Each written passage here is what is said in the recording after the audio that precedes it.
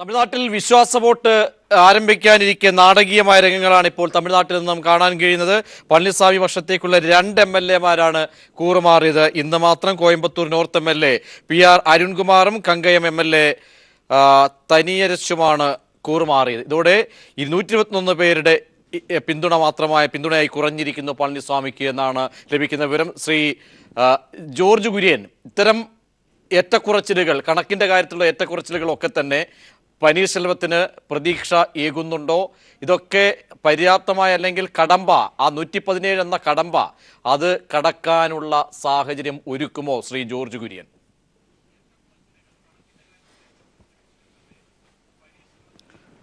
അല്ല, ഈ രീതിയിൽ പോയി കഴിഞ്ഞാൽ ഒരുപക്ഷെ 117 നിന്ന് താഴോട്ട് പോകാൻ സാധ്യത വരാം.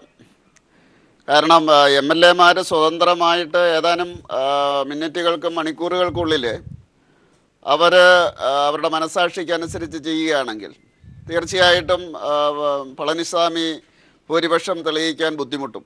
കാരണം ഇന്നും പെട്ടെന്ന് MLA-മാർ വരുന്നു എന്നുള്ളത് ഒരു പ്രധാനപ്പെട്ട ഘടകമാണ്. അത് ജനങ്ങളുടെ ഹിതമറിഞ്ഞിട്ടായിരിക്കാം. അവിടെ ജനവികാരം ഈ ശശികലയ്ക്കെതിരാണ്, ദിനകരനെതിരാണ് എന്നുള്ള ഒരവസ്ഥ അവിടെ വന്നിരിക്കുന്നു. അപ്പോൾ അതുകൊണ്ട് തീർച്ചയായിട്ടും ഒരുപക്ഷെ പളനിസ്വാമി പരാജയപ്പെട്ടാലും അത്ഭുതപ്പെടാനില്ല. പക്ഷേ അതിനൊരു വ്യക്തത വരുന്നില്ല. ഞാൻ മുമ്പേ പറഞ്ഞതുപോലെ ഈ അമ്മയില്ല. ഈ MLA-മാരിൽ ഭൂരിപക്ഷവും സ്വന്തമായിട്ട് ജനപ്രീതിയുള്ളവരല്ല. അമ്മ സീറ്റ് കൊടുത്തു, അവിടെ പോയി നിന്നു, ജയിച്ചു എന്നുള്ളതാണ്. വീണ്ടും ഒരു തെരഞ്ഞെടുപ്പിലേക്ക് പോകാനുള്ള ഭയമാണ് അവരെ ഒറ്റക്കെട്ടായിട്ട് നിർത്തിയിരിക്കുന്നത്. കാരണം അവിടെ ഒരുമിച്ച് നിന്നാൽ ഒരു പക്ഷേ 4.5 വർഷം കൂടെ MLA ആയിട്ട് നിൽക്കാൻ സാധിക്കും.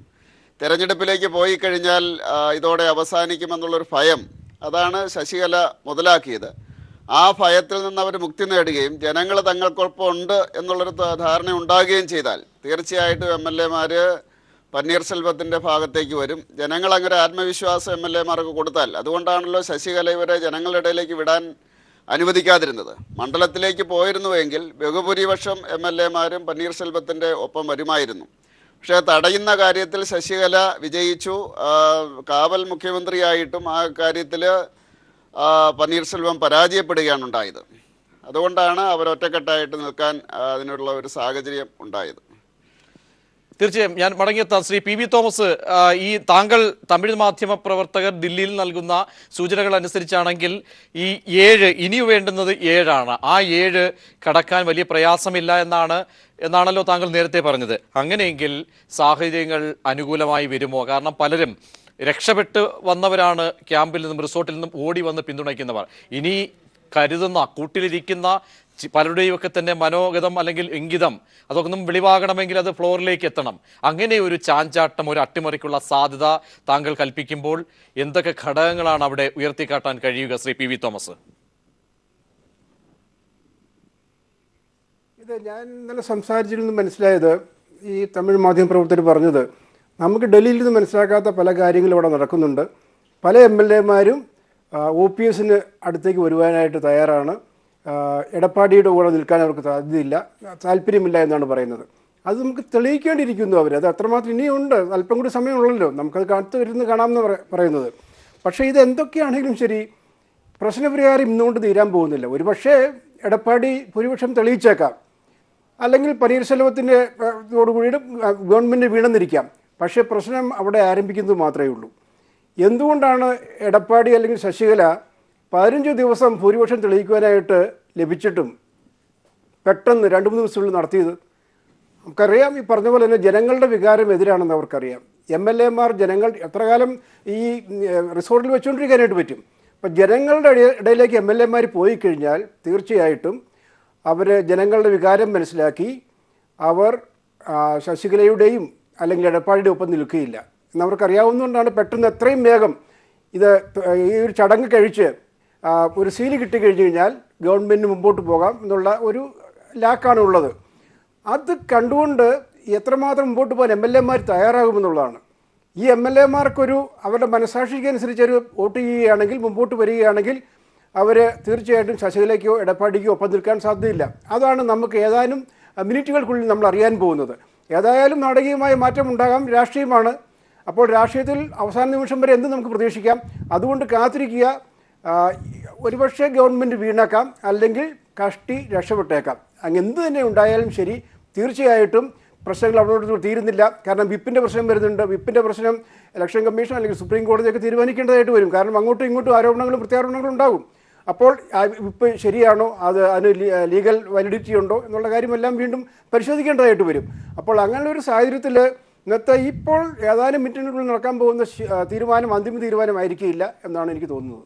യെസ്, എല്ലാ കണ്ണുകളും നാടകീയമായ രംഗങ്ങൾക്കാണ് തമിഴ്നാട്ടിലേക്ക് ഉറ്റുനോക്കുന്ന. കർശനമായ നടപടികൾ, നിർദ്ദേശങ്ങൾ രണ്ട് പക്ഷവും നൽകി കഴിഞ്ഞിരിക്കുന്നു MLA മാർക്ക് എന്നാണ് എടപ്പാടി പളനിസ്വാമി ക്യാമ്പ് കർശനമായ നിർദ്ദേശം നൽകിയിരിക്കുന്നു. ഒപ്പം തന്നെ OPS ക്യാമ്പും സ്വന്തം പക്ഷത്തുള്ള MLA മാർക്കും അല്ലാത്തവർക്കും ഒക്കെ തന്നെ നിർദ്ദേശങ്ങൾ, വൈകാരികമായ നിർദ്ദേശങ്ങൾ നൽകിയിരിക്കുന്നു. അല്പസമയത്തിനകം തന്നെ നിർണായകമായ നിമിഷത്തിലേക്ക് തമിഴ്നാട് നിയമസഭ കടക്കും, ഫ്ലോർ ടെസ്റ്റിലേക്ക് കടക്കും എന്നാണ് അറിയാൻ കഴിയുന്നത്. ആ നിമിഷങ്ങളിലേക്ക് എത്തും മുമ്പ് ചെറിയൊരു ഇടവേളയിൽ രഹസ്യ ബാലറ്റ് വേണമെന്നാവശ്യപ്പെട്ടുകൊണ്ട് OPS ഗവർണർക്ക് കത്ത് നൽകുകയും ഗവർണർ ആ കത്ത് സ്പീക്കർക്ക് കൈമാറുകയും ചെയ്തിരിക്കുന്നു. സ്പീക്കറാണ് നിലപാട് എടുക്കേണ്ടത്. പക്ഷേ സ്പീക്കർ ഏത് പക്ഷത്ത് ആണെന്നുള്ളത് വ്യക്തമായതുകൊണ്ട് തന്നെ അക്കാര്യത്തിൽ സ്ഥിരീകരണം ഉണ്ടായേക്കില്ല എന്ന സൂചനയും ലഭിക്കുന്നുണ്ട്. എന്തായാലും ശ്രീ BRM ഷഫീർ, ഇവിടെ നേരത്തെ സൂചിപ്പിച്ചതുപോലെ ഗവർണർ നല്ല രീതിയിൽ പനീർശെൽവത്തിന് സമയം നൽകുന്നു. ആ സമയം വ്യക്തമായി വിനിയോഗിക്കാൻ കഴിയാതെ പോയതാണോ കാര്യങ്ങൾ? കാരണം ശശികലയുടെ അറസ്റ്റോട് കൂടിയെങ്കിലും കുറേ ആളുകൾ ഇവിടേക്ക് മാറുമെന്ന് എല്ലാവരും കരുതി. പക്ഷേ അങ്ങനെ ഒരു കണക്കൂട്ടലുകൾ മാത്രമായിരുന്നു. അതിനപ്പുറത്തേക്ക് ഒരു നമ്പർ തെളിയിക്കാൻ പനീർശെൽവത്തിന് ആയില്ല എന്നുള്ളത് വസ്തുത തന്നെയാണ്. എങ്ങനെയാണ് അതുകൊണ്ടാണ് ഈ 7 എന്ന ഈ നമ്പർ അനുകൂലമാകാനുള്ള സാധ്യതകൾ എത്രത്തോളമാണ്? ചിലരെങ്കിലും പല നിരീക്ഷണങ്ങൾ നടത്തുന്ന അടിസ്ഥാനത്തിൽ അല്ല, ഗവർണർ ഭരണഘടന അനുസൃതമായി ഗവർണറുടെ തീരുമാനത്തെ ആർക്കും ചോദ്യം ചെയ്യാൻ പറ്റത്തില്ല. കാരണം ഗവർണർ നോക്കുകയാണ്, ഒരു പാർട്ടി രണ്ടായി പിരിഞ്ഞുകൊണ്ട് ഒരു തീരുമാനത്തിലേക്ക് എത്തുമ്പോൾ സസൂക്ഷ്മം നിരീക്ഷിക്കുക എന്ന് പറയുന്നത് ഗവർണറുടെ ഭരണഘടനാപരമായിട്ടുള്ള ഇത് തന്നെയാണ്. പക്ഷെ അവിടെ അദ്ദേഹം കണ്ടെന്തെന്നറിയോ, തൊട്ടടുത്ത് തന്നെ ശശികല മുഖ്യമന്ത്രി കാൻഡിഡേറ്റായിട്ട് ഒരു പാർട്ടി നിയോഗിക്കപ്പെട്ട ആള് ഒരു അഴിമതി നിരോധന 986 അഴിമതി നിരോധന നിയമപ്രകാരം സുപ്രീം കോടതിയുടെ വിധി വരാനിരിക്കവേ അവരെ സത്യപ്രതിജ്ഞ ചെയ്ത് അധികാരം ഏറ്റെടുപ്പിച്ച് കഴിഞ്ഞാൽ പിറ്റേ ദിവസം അത് അവരെ ശിക്ഷിക്കുകയും ചെയ്തു കഴിഞ്ഞാൽ ഉണ്ടാകുന്ന ഭരണഘടനാപരമായിട്ടുള്ള പ്രതിസന്ധി അത് കണ്ടുകൊണ്ടായിരിക്കാം ഒരുപക്ഷെ ഗവർണർ താമസിപ്പിച്ചത്. പക്ഷേ ഗവർണറുടെ പിറകിൽ BJPയുടെയും ശ്രീ നരേന്ദ്രമോദിയുടെയും സമ്മർദ്ദമുണ്ട് എന്നുള്ള രാഷ്ട്രീയ നിരീക്ഷണങ്ങളും പുറത്തു വന്നിട്ടുണ്ട്. പക്ഷേ എന്തായാലും ഞാനൊരു കാര്യം പറയാം, ഇന്നിപ്പോൾ ഫ്ലോറിൽ സംഭവിച്ചത് പണാധിപത്യം ഒരു പക്ഷത്തും ജനാധിപത്യം മറ്റൊരു ഭാഗത്തുമായിട്ടുള്ള ഒരു വലിയ യുദ്ധം നടന്നു. പനീർസെൽവത്തിന് അവിടെ അദ്ദേഹം ഒരു ക്ലീൻ ഇമേജുള്ള നേതാവാണ്. അദ്ദേഹത്തിന് അവിടെ പണം കൊടുത്ത് MLA മാരെ സ്വാധീനിക്കാൻ കഴിയില്ല. അപ്പോൾ ഇത് ഇപ്പുറത്താണെങ്കിലോ മന്നാർഗുഡിയ മാഫിയ, TTV ദിനകരൻ ഉൾപ്പെടെയുള്ളവർ, അദ്ദേഹത്തിനെ പോലെ തന്നെ വൈശാഖൻ ഉൾപ്പെടെയുള്ള ആളുകൾ. ഏറ്റവും പുതിയ വിവരങ്ങൾ ലഭിക്കുകയാണ്. വിശ്വാസ വോട്ടെടുപ്പ് ആരംഭിച്ചിരിക്കുന്നു. സഭയിൽ പനീർശെൽവത്തെ സംസാരിക്കാൻ അനുവദിക്കണമെന്നിപ്പോൾ സ്റ്റാലിൻ സഭയിൽ പറഞ്ഞിരിക്കുന്നു എന്ന ഏറ്റവും പുതിയ വിവരമാണ് നമുക്ക് ലഭിക്കുന്നത്. വിശ്വാസ വോട്ടെടുപ്പ് ആരംഭിച്ചിരിക്കുന്നു. പ്രേക്ഷകരുടെ ശ്രദ്ധയിലേക്ക് വിശ്വാസ വോട്ടെടുപ്പ് ഏറെ നിർണായകമായ നമ്പർ ആര് കടക്കും, നമ്പർ പളനിസ്വാമി കടക്കുമോ, അതാണ് ഏവരും ഉറ്റുനോക്കുന്നത്. അവിടെ സംസാരിക്കാൻ അനുവദിക്കണം OPSനെ എന്നാണ് ഇപ്പോൾ സ്റ്റാലിൻ പറഞ്ഞിരിക്കുന്നത്. ഷഫീർ, തുടരാം. അല്ല, ഇതിനകത്ത് ഈ ADMKയുടെ ഒരു കിച്ചൺ ക്യാബിനറ്റ് ഉണ്ടായിരുന്നു. ജയലളിത കഴിഞ്ഞാൽ ശ്രീ പനീർസെൽവവും R വിശ്വനാഥൻ, വൈദ്യലിംഗം, സെങ്കോട്ടയ്യൻ ഉൾപ്പെടെയുള്ള ഒരു കിച്ചൺ ക്യാബിനറ്റാണ് ഉണ്ടായിരുന്നത്. അതിനകത്ത് ശ്രീ OPS കഴിഞ്ഞാൽ പിന്നെ ഏറ്റവും പ്രധാനപ്പെട്ട നേതാവ് എന്ന് പറയപ്പെടുന്നത് ഈ പറയപ്പെടുന്ന സെങ്കോട്ടയ്യനായിരുന്നു. സെങ്കോട്ടയ്യൻ കൈപിടിച്ച് കൊണ്ടുവന്ന നേതാവാണ് ഈ പറയപ്പെടുന്ന പളനിസ്വാമി. പളനിസ്വാമിക്ക് എങ്ങനെയാണ് ഈ അധികാരം കിട്ടിയെന്ന് ചോദിച്ചാൽ, സെങ്കോട്ടയ്യന് മറികടന്ന് കിട്ടിയെന്ന് ചോദിച്ചാൽ ഒറ്റ ഉത്തരമേ ഉള്ളൂ, TTV ദിനകരനുമായി ബന്ധപ്പെട്ട ബിസിനസ് ഇടപാടുകൾ ഈ പളനിസ്വാമിക്കുണ്ട്. ഇവിടെ നിങ്ങൾക്കറിയാമോ അറിയില്ല, സേലം ജില്ലയിലെ വെല്ലം മാർക്കറ്റിൽ പഞ്ചസാര ചാക്കിന് ₹1 കമ്മീഷൻ ഇനത്തിൽ കിട്ടിക്കൊണ്ടിരുന്ന ഒരു നേതാവ് കോടിപതിയായി പളനിസ്വാമി ഉയർന്നു വരികയും ഏറ്റവും അവസാനം അദ്ദേഹത്തിൻ്റെ മകൻ, നിങ്ങൾക്കറിയാം, 6 മാസമായിട്ട് ജയിലിലായി. ഇത് എത്ര പേർക്ക് അറിയാമെന്ന് എനിക്കറിയില്ല. ഏറ്റവും അവസാനം 4000 കോടി രൂപയുടെ 2000 നോട്ടുകളുമായിട്ട് പിടിച്ചതിന് മകൻ ജയിലിലാണ്. മന്നാർഗുഡി മാഫിയ എന്ന് പ്രസിദ്ധമായിട്ടുള്ള TTV ദിനകരന്റെയും സുധാകരന്റെയും ഉൾപ്പെടെ ശശികലയുടെ ബിസിനസ് ടീം പളനിസ്വാമിയോടൊപ്പം നിന്നുകൊണ്ട് MLA-മാരെ വിലക്കെടുക്കുകയായിരുന്നു. അവിടെ നിന്ന് ഇറങ്ങി ഓടിയ പിന്നെ സൗത്ത് മധുരയിലെ MLA ശ്രീ ഗണേശൻ അദ്ദേഹം പത്രസമ്മേളനം വിളിച്ചിട്ട് പറഞ്ഞത്, ഞങ്ങൾ ഉൾപ്പെടെ 32 ആളുകൾ ശാരീരികമായി അവശതയിലായിരുന്നു, ഞങ്ങൾക്ക് പുറത്തിറങ്ങാൻ നിവൃത്തിയില്ല, അവിടെ മുഴുവൻ ഗുണ്ടകൾ വളഞ്ഞിരിക്കുകയാണ്, ക്യാമറകൾ ഘടിപ്പിച്ചിരിക്കുകയാണ്, MLA-മാർക്ക് പരസ്പരം സംസാരിക്കാൻ പോലും കഴിയുന്നില്ല, ഓരോരുത്തരെയും പിടിച്ച് അടച്ചിട്ടിരിക്കുകയാണ്. എന്നിട്ട് അദ്ദേഹം പറഞ്ഞു, ഞാൻ ഇറങ്ങി ഓടുകയായിരുന്നു. മധുര സൗത്ത് MLA പറഞ്ഞ കാര്യമാണ്. അപ്പോൾ അങ്ങനെ വെച്ച് നോക്കുമ്പോൾ ഓരോ MLA-മാരെയും ഗുണ്ടകൾ ഏറ്റവും പുതിയ വിവരങ്ങൾ അനുസരിച്ച് 121 MLA-മാരുടെ ഭൂരിപക്ഷം പളനിസ്വാമിക്ക് എന്നാണ് ഏറ്റവും വിശദാംശങ്ങൾ. അത് ഔദ്യോഗികമായി തെളിയിക്കപ്പെട്ടുവോ എന്നുള്ളത് വേണം എന്നതിന്റെ 117 മതി. 117 മതി. ഔദ്യോഗികമായി 121 പേർ പിന്തുണച്ചു എങ്കിൽ കാര്യങ്ങൾ വ്യക്തമാണ്. ഈ 121 പേരുടെ പിന്തുണ ഇപ്പോൾ സഭയിൽ ഔദ്യോഗികമായി ലഭിച്ചുവോ എന്നുള്ള കാര്യത്തിലെ വിശദാംശങ്ങൾ വരണം. അത് വ്യക്തമായ സ്ഥിരീകരിക്കാവുന്ന കാര്യങ്ങളിലേക്കാണോ എന്നത് വിവരങ്ങൾ വരേണ്ടിയിരിക്കുന്നു. 121 MLA-മാർ ഇപ്പോൾ പളനിസ്വാമിക്ക് പിന്തുണ ഔദ്യോഗികമായി അറിയിച്ചുവോ എന്നുള്ള കാര്യം, ഇത് സഭയ്ക്കുള്ളിൽ നിന്നുള്ള വിശദാംശങ്ങളാണോ ലഭിക്കുന്നത് എന്നുള്ള കാര്യത്തിൽ ഔദ്യോഗികമായ അറിയിപ്പ് അവിടെ കിട്ടിയിരിക്കും. തീർച്ചയായും ഓപ്പൺ വോട്ടെടുപ്പിലൂടെ ഓപ്പൺ ബാലറ്റിലൂടെ ഇപ്പോൾ 121 MLA-മാരുടെ പിന്തുണ ഇപ്പോൾ പളനിസ്വാമിക്ക് ഉണ്ട്. അങ്ങനെയെങ്കിൽ കാര്യങ്ങൾ വ്യക്തമായി കഴിഞ്ഞു. അതായത് 117 എന്ന കടമ്പ കടന്നിരിക്കുന്നു. ശ്രീ ദേവദാസ്, സന്തോഷിലേക്ക് വിശദാംശങ്ങൾക്ക് വേണ്ടി സന്തോഷ് സ്ഥിരീകരണമാണോ വരുന്നത് 121 പേരുടെ പിന്തുണ പളനിസ്വാമിക്ക്? അങ്ങനെയെങ്കിൽ ആ 117 കടന്നിരിക്കുന്നു, കാര്യങ്ങൾ വ്യക്തമായിരിക്കുന്നു, എങ്ങനെ സ്ഥിരീകരിക്കാം? സന്തോഷ്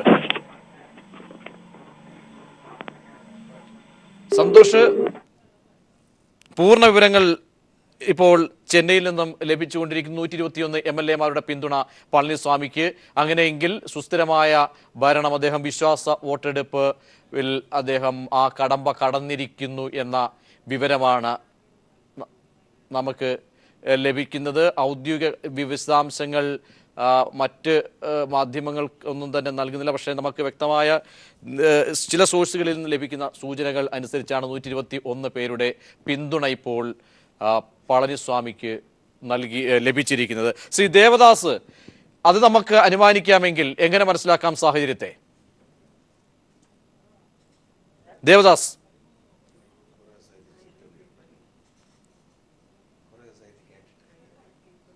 ദേവദാസ് കേൾക്കാമെങ്കിൽ? സന്തോഷ് വിശദാംശങ്ങൾ സ്ഥിരീകരിക്കാൻ വേണ്ടി ചേരുന്നു ഞങ്ങളുടെ പ്രതിനിധി. സന്തോഷ്, സ്ഥിരീകരിക്കാമോ ഈ 121 അത് കടമ്പ, ആ നമ്പർ പളനിസ്വാമി പിന്നിട്ടിരിക്കുന്നതായി ലഭിക്കുന്ന വിശദാംശങ്ങൾ?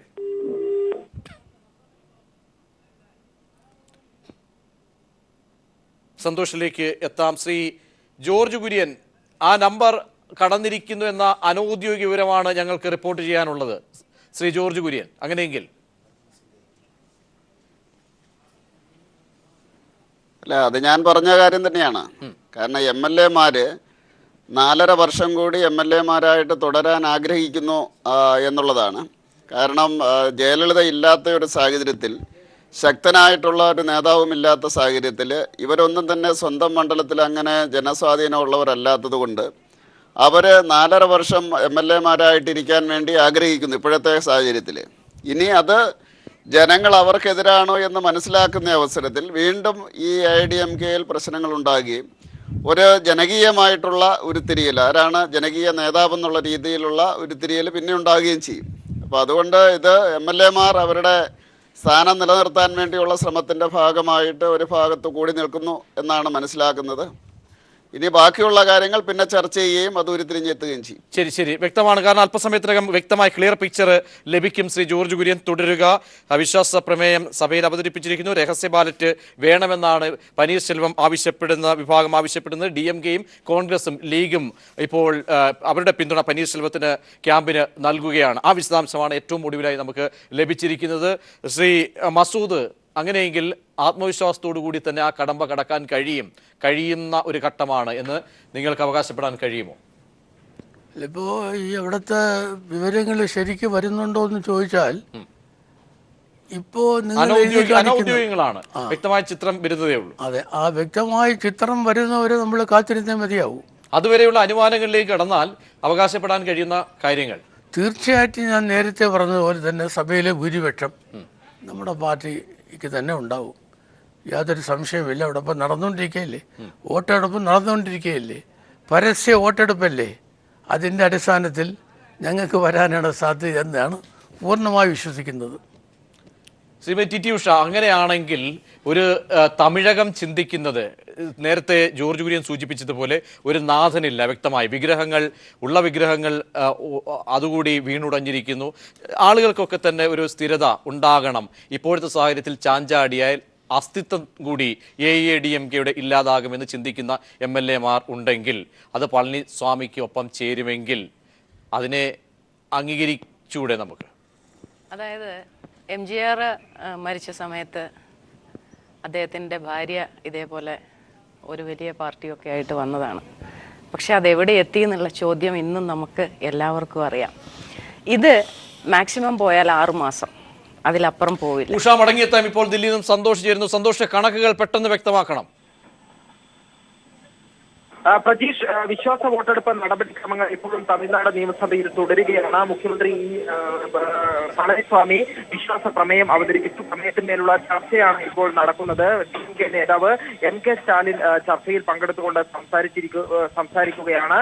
ചർച്ചയ്ക്ക് ശേഷമായിരിക്കും, അതായത് ഓരോ കക്ഷികളുടെയും അംഗബലം അനുസരിച്ച് സഭയിൽ സംസാരിക്കാനുള്ള, ചർച്ചയിൽ പങ്കെടുക്കാനുള്ള സമയം അനുവദിച്ചിട്ടുണ്ട്. അതിനുശേഷം മാത്രമേ വോട്ടെടുപ്പ് ഉണ്ടാവൂ. വോട്ടെടുപ്പ് ഏത് രീതിയിലാണ് എന്നുള്ളതിനെ സംബന്ധിച്ചും ഇതുവരെ വ്യക്തത ലഭിച്ചിട്ടില്ല. പനീർസെൽവം ക്യാമ്പ് രഹസ്യ ബാലറ്റ് വേണമെന്ന് ആവശ്യപ്പെട്ടിട്ടുണ്ട്. ഗവർണറെയും സമീപിച്ചിരുന്നു. ഗവർണർ ഇക്കാര്യം സ്പീക്കറെ അറിയിക്കുകയും ചെയ്തിട്ടുണ്ട്. എങ്കിൽ കൂടിയും ഇക്കാര്യത്തിൽ സ്പീക്കറാണ് അന്തിമ തീരുമാനം എടുക്കേണ്ടത്. മറ്റൊരു സാധ്യത ശബ്ദ വോട്ടോ അല്ലെങ്കിൽ തലയെണ്ണിയുള്ള വോട്ടെടുപ്പാണ്. ശബ്ദ വോട്ടോ തലയെണ്ണിയുള്ള വോട്ടെടുപ്പോ ആണെങ്കിൽ നടപടിക്രമങ്ങൾ പെട്ടെന്ന് തന്നെ പൂർത്തിയാകും. ഇനി രഹസ്യ ബാലറ്റാണ് ഉപയോഗിക്കുന്നതെങ്കിൽ അല്പസമയത്തിന് ശേഷം മാത്രമേ അന്തിമമായ തമിഴ്നാട്ടിലെ രാഷ്ട്രീയ ഭാവി എന്താണ് എന്നുള്ളതിനെ സംബന്ധിച്ച് ചിത്രം വ്യക്തമാവുകയുള്ളൂ. ഏതായാലും ഇപ്പോൾ ശശികല ക്യാമ്പിന്റെ ഭൂരിപക്ഷം 121 കുറഞ്ഞു എന്നുള്ള റിപ്പോർട്ടുകളാണ് ലഭിക്കുന്നത്. 117 അംഗങ്ങളുടെ ഭൂരിപക്ഷമാണ് സഭയിൽ ഭൂരിപക്ഷം തെളിയിക്കാൻ വേണ്ടത്. 117 അംഗങ്ങളുടെ പിന്തുണയാണ് വേണ്ടത്. ഏതായാലും വോട്ടെടുപ്പിലേക്ക് എത്തുമ്പോൾ മറ്റ് ശശികല ക്യാമ്പിൽ നിന്നും ചില അംഗങ്ങൾ കൂടി പനീർസെൽവത്തിന് പിന്തുണ നൽകുമെന്നുള്ള പ്രതീക്ഷയിൽ തന്നെയാണ് പനീർസെൽവം വിഭാഗം ഇപ്പോൾ ഉള്ളത്. ഏതായാലും അല്പസമയത്തിനകം തന്നെ ഇത് സംബന്ധിച്ച അന്തിമമായ ചിത്രം വ്യക്തമാകും. തീർച്ചയായും ഇതാണ്, അതായത് 121ലേക്ക് കുറഞ്ഞിരിക്കുന്നു പളനിസ്വാമിയുടെ പിന്തുണ. അങ്ങനെയെങ്കിൽ 4 നമ്പറിന്റെ വ്യത്യാസം മാത്രമാണ് ഉള്ളതെന്നാണ് നമുക്ക് ലഭിക്കുന്ന സൂചന. ശ്രീ മധു, DMKയുടെ ശക്തമായ രീതിയിലുള്ള ഒത്തുചേരൽ, അവരുടെ പിന്തുണ, പനീർസെൽവത്തിന്റെ ക്യാമ്പിനൊപ്പം ചേർന്നുള്ള നീക്കങ്ങൾ, ഇതൊക്കെയാണോ? അങ്ങനെയെങ്കിൽ ഈ 4 നമ്പർ, ഇനി 4 പേരേ ഉള്ളൂ. വോട്ടെടുപ്പിന്റെ രീതി എങ്ങനെയാകണമെന്നുള്ള ചർച്ചകളും ഒക്കെ തന്നെ അതിന് മുന്നോടിയായിട്ടുള്ള, വോട്ടെടുപ്പിന് മുന്നോടിയായിട്ടുള്ള കക്ഷി നേതാക്കളുടെയൊക്കെ ചർച്ചകളാണ് സഭയിൽ നടക്കുന്നത്. ഈ 4 എന്ന നമ്പർ, അതിൻ്റെ ആ ഒരു കടമ്പയെക്കുറിച്ച് എങ്ങനെ വിശദീകരിക്കാം? ഇപ്പോൾ നമ്മളെ നമ്പറിനെ കുറിച്ച് ചർച്ച ചെയ്യുന്നതോടൊപ്പം വേറൊരു കാര്യം കൂടെ പ്രധാനമായിട്ട് തീരുമാനിക്കും. കാരണം ഈ കളിയിലെ, ഈ കുതിരക്കച്ചവടത്തിലെ ഏറ്റവും വലിയ റഫറി എന്ന് പറയുന്നത് സ്പീക്കറാണ്. അപ്പോൾ സ്പീക്കറുടെ കയ്യിലാണ്, അല്ലെങ്കിൽ റഫറി എന്ന് പറയുന്ന സ്പീക്കറുടെ കയ്യിലാണ് ഇപ്പോൾ ബോള്. അപ്പോൾ അതനുസരിച്ച് സ്പീക്കറിന് ഇപ്പോൾ വേണമെങ്കിൽ ഇവരെ രഹസ്യ ബാലറ്റിങ്ങിനോ അല്ലെങ്കിൽ പ്രത്യേക ബ്ലോക്കായി തിരിച്ചിരുത്തിയോ അങ്ങനെ ഒരു തിരഞ്ഞെടുപ്പ് നടത്താം. പക്ഷേ അതിനനുസരിച്ച് ഇരിക്കും കാര്യങ്ങൾ. അപ്പോൾ അതുകൊണ്ട് ഇപ്പോഴേ മുൻകൂട്ടി അതിനെക്കുറിച്ച് പ്രവചിക്കുക കുറച്ച് ബുദ്ധിമുട്ടുള്ള കാര്യമാണ്. മാത്രമല്ല, ശ്രീ ധനപാലൻ ADMKയുടെ ശശികല വിഭാഗത്തിൻ്റെ ആളാണ്. അങ്ങനെ ഒരു നിലവ് വരുമ്പോൾ സ്പീക്കർക്ക് ഇതിൽ ഒരുപാട് കാര്യങ്ങൾ ചെയ്യാനായിട്ട് സാധിക്കും. ചില കൂടുവഴികളും കുറുക്കു വഴികളും ഒക്കെ അദ്ദേഹത്തിന് കണ്ടുപിടിക്കാനും അദ്ദേഹത്തിന് സാഹചര്യത്തിനനുസരിച്ച് ചിലപ്പോൾ കാര്യങ്ങൾ നീക്കിക്കൊണ്ടു പോകാൻ സ്പീക്കർക്ക് ഇപ്പോൾ കഴിയുമെന്നാണ് എൻ്റെ അനുമാനം. മറ്റു കാര്യങ്ങൾ ഇപ്പോൾ നമ്മൾ അടുത്ത് വരാൻ പോകുന്ന വിഷയങ്ങൾ അറിഞ്ഞതിന് ശേഷം മാത്രമേ പറയാൻ കഴിയൂ. തീർച്ചയായും ശ്രീ ദേവദാസിലേക്ക് പോയാൽ, ശ്രീ ദേവദാസ്, എല്ലാ കണ്ണുകളും തമിഴകത്തേക്കാണ്. ഇപ്പോൾ 121 എണ്ണമായി പളനിസ്വാമിയുടെ നമ്പർ കുറഞ്ഞിരിക്കുന്നു. ഇനി 4 പേരുടെ പിന്തുണ കൂടി OPS ക്യാമ്പിന് അവകാശപ്പെട്ട് നേടിക്കഴിഞ്ഞാൽ കാര്യങ്ങളൊക്കെ തന്നെ മാറിമറിയും. ശ്രീ ദേവദാസ്, അവസാനത്തെ ഈ കൂട്ടിക്കിഴിക്കലിനെയൊക്കെ തന്നെ എങ്ങനെയാണ് താങ്കൾ വിലയിരുത്തുന്നത്? ഇത് പ്രജേഷ്, ഇത് കേരളത്തിൽ ഇവർ ഈ തമിഴ്നാട്ടിൽ നിന്ന് പോത്തിനെ കൊണ്ടുവരുന്നില്ലേ, വണ്ടിയിൽ നിറച്ചിട്ട് പോത്തിനെ കൊണ്ടുവരുന്ന പോലെ ഡെമോക്രസിയിലെ MLA-മാരെ പോത്തിനെ പോലെ ആക്കിയിട്ടാണ് ഗോൾഡൻ ബെയിൽ ഒരാഴ്ച താമസിപ്പിച്ച് ഈ ജനാധിപത്യത്തെ കൊല്ലുന്നത് നോക്കി നിൽക്കുന്ന ഒരു നേർക്കാഴ്ചയാണ് ഇവിടെ കാണുന്നത്. അതിന് കൂട്ടുനിന്ന ഏറ്റവും വലിയ റഫറി ഗവർണർ തന്നെയാണ്, കേന്ദ്ര ഗവൺമെൻറ് തന്നെയാണ്, AIDMK തന്നെയാണ്. അതിൽ DMKക്കും പങ്കുണ്ട്, കോൺഗ്രസിനും എല്ലാം പങ്കുണ്ട്. എല്ലാവരും കൂടി കൂട്ടിക്കളിച്ചിട്ട് വീരപ്പന്മാർ കൊള്ളയടിക്കുന്നത് ഇനിയുള്ള 4 കൊല്ലം കൊള്ളയടിയാണെന്നുള്ള കാര്യം ഉറപ്പാണ്. 1000 കോടി മണലൂട്ട് നടത്തിയ ശേഖർ റെഡ്ഡിയുടെ 5 സ്റ്റാർ ഹോട്ടലിലാണ് ഇവർ റിസോർട്ടിലാണ് താമസിക്കുന്നത്. അപ്പോൾ ഇനി കുന്നുണ്ടാവില്ല, പുഴയുണ്ടാവില്ല, മറ്റൊന്നും ഉണ്ടാവില്ല. ഡെമോക്രസീനെ സ്ട്രാങ്കുലേറ്റ് ചെയ്യുന്ന നോക്കി നിന്നു. എന്തുകൊണ്ട് ഗവർണർക്ക് അന്ന് തന്നെ ശശികല പനീർശെൽവം പറഞ്ഞപ്പോൾ 2 MLA-മാർ കൂടി ഇപ്പോൾ പനീർശെൽവത്തിനൊപ്പം പോയിരിക്കുന്നു എന്ന ഏറ്റവും പുതിയ വിശദാംശങ്ങൾ ശ്രീ ദേവദാസ് അറിയിക്കാൻ കഴിയുന്ന ഏറ്റവും പുതിയ വിശദാംശങ്ങൾ. ഇനി 2-2 നമ്പറിന്റെ കളിയിലേക്ക്, ഔദ്യോഗികമായ ദേശീയ മാധ്യമങ്ങളുടെ ഒക്കെ തന്നെ സ്ഥിരീകരണത്തിലേക്ക് കാര്യങ്ങൾ വരുന്നു. ശ്രീ ജോർജ് കുര്യനൊക്കെ തന്നെ കേൾക്കേണ്ടതാണ്. നമ്പർ 2 എത്തിയിരിക്കുന്നു. ഔദ്യോഗിക, കാരണം അവിടേക്ക് സഭയ്ക്കുള്ളിലേക്ക് മാധ്യമങ്ങളെ അല്ലെങ്കിൽ അതിന്റെ പരിസരത്തേക്കൊക്കെ തന്നെ കടത്തി വിടാത്ത രീതിയിൽ ബന്ദോബസ്ത് ഏർപ്പെടുത്തിയിരിക്കുന്നു. പക്ഷേ ദേശീയ മാധ്യമങ്ങൾക്കൊക്കെ തന്നെ സ്ഥിരീകരിക്കാൻ കഴിയുന്ന രീതിയിലേക്ക് നമ്പറിന്റെ വിശദാംശങ്ങൾ എത്തിക്കൊണ്ടേയിരിക്കുന്നു. 2 എന്ന രീതിയിലേക്ക് 2 വീണ്ടും കുറഞ്ഞിരിക്കുന്നു. അങ്ങനെയെങ്കിൽ 119 എന്ന തരത്തിലേക്കായിരിക്കും എത്തുക. സ്ഥിരീകരണങ്ങൾ വരേണ്ടിയിരിക്കുന്നു. സഭയിൽ ഇപ്പോൾ ബഹളം നടക്കുകയാണ്. പനീർശെൽവത്തെ സംസാരിക്കണം എന്ന ആവശ്യം ഉന്നയിക്കുന്നു. ഒപ്പം തന്നെ രഹസ്യ ബാലറ്റ് വേണമെന്ന രീതിയിൽ അംഗങ്ങൾ ഉറച്ചുകൊണ്ട് നിന്നുകൊണ്ട് DMK പ്രതിനിധികളൊക്കെ തന്നെ ഇതിനെ സപ്പോർട്ട് ചെയ്യുന്നു. ഒപ്പം പനീർശെൽവത്തിന്റെ ക്യാമ്പും ആവശ്യപ്പെടുന്നു. വളരെ വ്യക്തമായ ചിത്രത്തിലേക്ക് പോകുന്നു. ശ്രീ PV തോമസ്, ശ്രീ ദേവദാസ് മടങ്ങിയെത്ത ശ്രീ PV തോമസ്, എങ്ങനെ താങ്കൾ ഈ ഘട്ടത്തിൽ കാര്യങ്ങളെ വിലയിരുത്തുന്നു? രഹസ്യ ബാലറ്റ് വേണമെന്ന ആവശ്യം ഊന്നി പറയുകയാണ് സഭയിൽ. അതോടൊപ്പം തന്നെ നമ്പർ ഇതാ താന്നുകൊണ്ടേയിരിക്കുന്നു. Shri PV Thomas. ഇത് ഏതാണ്ട് ഒരു ക്ലോസ് ഫിനിഷിങ്ങിലേക്ക് നീക്കിക്കൊണ്ടിരിക്കുകയാണ്. ഫോട്ടോ ഫിനിഷ് എന്നൊക്കെ നമുക്ക് പറയാവുന്ന രീതിയിൽ. കാരണം ഇപ്പോൾ വ്യക്തമാണല്ലോ ഒരു കാര്യം, ഇത്രയും ദിവസം ഈ പഞ്ചനക്ഷത്ര റിസോർട്ടിൽ ഇവരെ ഒളിപ്പിച്ച് ബലാത്കാരമായി താമസിപ്പിച്ചതിൻ്റെ ഫലമായിട്ടാണ് ഇത്രയെങ്കിലും നേടാൻ സാധിച്ചത്. അതുപോലെ തന്നെ ഒത്തിരി പണവും മാറിയിട്ടുണ്ടെന്നാണ് ആരോപണമുള്ളത്, പുറകിൽ കേൾക്കാൻ പറ്റുന്നത്. അപ്പോൾ അങ്ങനെ ഒത്തിരി സംഭവങ്ങൾ നടന്നിട്ട് പോലും ഇതുപോലെ സംഭവങ്ങൾ താഴോട്ട് വരികയാണെങ്കിൽ MLA-മാരുടെ സംഖ്യ ചുരുങ്ങി വരികയാണ് എടപ്പാടിയുടെ ക്യാമ്പിൽ, ശശികലയുടെ ക്യാമ്പിലെങ്കിൽ അതിൻ്റെ അർത്ഥം വളരെയധികം സമ്മർദ്ദം ഉണ്ടായിട്ടുണ്ട് ഇതിൻ്റെ പിറകിലായിട്ട്. അപ്പോൾ ആ സമ്മർദ്ദവും അതുപോലെയുള്ള കുതിരക്കച്ചവടവും എല്ലാം എങ്ങനെ സംഭവിക്കുന്നു, എന്തുകൊണ്ട് ഇത്രമാത്രം സമയം കൊടുത്തു, ഇതെല്ലാം നമ്മൾ ആലോചിക്കേണ്ട കാര്യമാണ്. അപ്പോൾ ഈ കുതിരക്കച്ചവടത്തിൻ്റെ ഇരയായിട്ട് നമ്മുടെ ജനാധിപത്യം അധപ്പതിക്കുകയാണ്. ഇവിടെ മാത്രമാണെന്നല്ല ഞാൻ പറയുന്നത്, മറ്റു പലയിടത്തും നടന്നിട്ടുണ്ട്. അപ്പോൾ എന്നാൽ തന്നെയും ഇത്രമാത്രം പണമുള്ള അഴിമതിയുടെ പേരിൽ കുറ്റവാളിയാക്കപ്പെട്ട ഒരു വ്യക്തിയുടെ ക്യാമ്പിലാണ് ഇത്രയും MLA-മാരെ വാങ്ങിച്ച് നിർബന്ധമായിട്ട് കൂടെ താമസിപ്പിച്ചത്. അതിൻ്റെ ഫലമാണ് നമ്മളിപ്പോൾ കാണുന്നത്. അപ്പോൾ ഒരുപക്ഷെ വീണ്ടും താഴോട്ട് വന്നാലും എനിക്ക് അത്ഭുതമില്ല. കാരണം ജനവികാരത്തെ മാനിച്ചുകൊണ്ടായിരിക്കാം അവരിങ്ങോട്ട് വരുന്നത്. അല്ലെങ്കിൽ അവർക്ക് പലരെയും മന്ത്രിമാരാക്കിയതിൻ്റെ പേരിലുള്ള അസന്തുഷ്ടി കാണും. ഇങ്ങനെ ഒട്ടേറെ ഘടകങ്ങൾ അതിൽ കാണും. പണവും വലിയൊരു ഘടകമായിരിക്കും. അപ്പോൾ അങ്ങനെയുള്ളൊരു സാഹചര്യത്തിൽ നമുക്ക് ഇനിയും നോക്കേണ്ടിയിരിക്കുന്നു, ശരിയായിട്ടുള്ള ഒരു വോട്ടെടുപ്പ് നടക്കുമോ, അത് രഹസ്യ വോട്ടെടുപ്പിന് സ്പീക്കർ സമ്മതിക്കുമോ? കൂടി അനൗദ്യോഗികമായി വരുന്നതനുസരിച്ച് ഇപ്പോൾ ഞങ്ങളുടെ പ്രതിനിധി സന്തോഷ് ചേരുന്നുണ്ട്. സന്തോഷ്, രഹസ്യ ബാലറ്റ് സ്പീക്കർ നിരാകരിച്ചത്, ആവശ്യം നിഷേധിച്ചതായിട്ടുള്ള വിശദാംശങ്ങളാണ് ഇപ്പോൾ അനൗദ്യോഗികമായി ലഭിച്ചുകൊണ്ടിരിക്കുന്നത്. സ്ഥിരീകരിക്കാവുന്നതാണ്. ഇപ്പോൾ സഭയിൽ എന്താണ് നടക്കുന്നത്? പ്രജീഷ്, രഹസ്യ ബാലറ്റിൽ വോട്ടെടുപ്പ് നടത്തണമെന്ന് പനീർശെൽവം വിഭാഗവും അതോടൊപ്പം തന്നെ DMK-യും കോൺഗ്രസും മുസ്ലിം ലീഗിന്റെ ഒരു MLA-യും സഭയിൽ ആവശ്യപ്പെട്ടു. രഹസ്യ ബാലറ്റ് വേണമെന്നാവശ്യപ്പെട്ട മുദ്രാവാക്യം വിളിയും സഭയിൽ നാടകീയ രംഗങ്ങൾ ബഹളവും ഉണ്ടായി. അതായത് പനീർശെൽവം വിഭാഗവും DMK-യും കോൺഗ്രസും ലീഗും ഒറ്റക്കെട്ടായി നിന്നുകൊണ്ടാണ് സർക്കാരിനെതിരെ മുദ്രാവാക്യം വിളിക്കുന്നത്.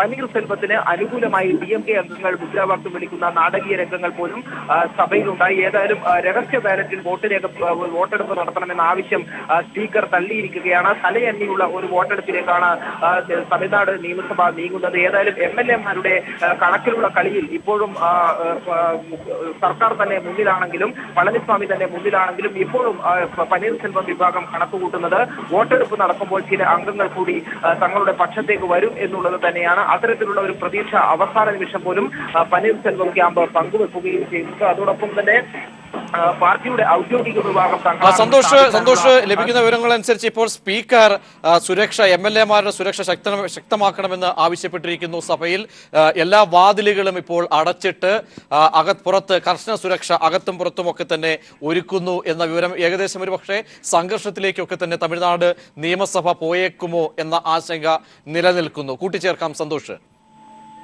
പ്രതീഷ്, ഓ പനീർസെൽവം തന്നെ സഭയിൽ ആവശ്യമായ സുരക്ഷ നൽകണം സ്പീക്കറോട് ആവശ്യപ്പെട്ടിരുന്നു. ഇതിന്റെ അടിസ്ഥാനത്തിൽ MLA-മാർക്ക് കർശന സുരക്ഷ ഒരുക്കുമെന്ന് സ്പീക്കർ ഉറപ്പ് നൽകുകയും ചെയ്തു. അതിനാവശ്യമായ സുരക്ഷാ ക്രമീകരണങ്ങളെല്ലാം തന്നെയും സഭയ്ക്ക് അകത്തും പുറത്തും ഒരുക്കിയിട്ടുണ്ട്. സഭയുടെ വാതിലുകൾ ഇപ്പോൾ അടച്ചിരിക്കുകയാണ്. മാധ്യമങ്ങൾക്കും പ്രവേശനം നൽകിയിട്ടില്ല. അത്തരത്തിൽ വളരെ ഒരു പ്രത്യേക സാഹചര്യത്തിൽ തന്നെയാണ് തമിഴ്നാട് നിയമസഭയിൽ വിശ്വാസ വോട്ടെടുപ്പ് നടക്കുന്നത്. തമിഴ്നാട് നിയമസഭയുടെ വിശ്വാസ വോട്ടെടുപ്പിന്റെ ചരിത്രം 30 വർഷങ്ങൾക്ക് മുമ്പ് MCR മരിച്ചപ്പോൾ നടന്ന വിശ്വാസ വോട്ടെടുപ്പിൽ അന്ന് വിശ്വാസ വോട്ടെടുപ്പ് നടന്ന സമയത്ത് സഭയിൽ വലിയ രീതിയിൽ സംഘർഷം അരങ്ങേറിയിരുന്നു.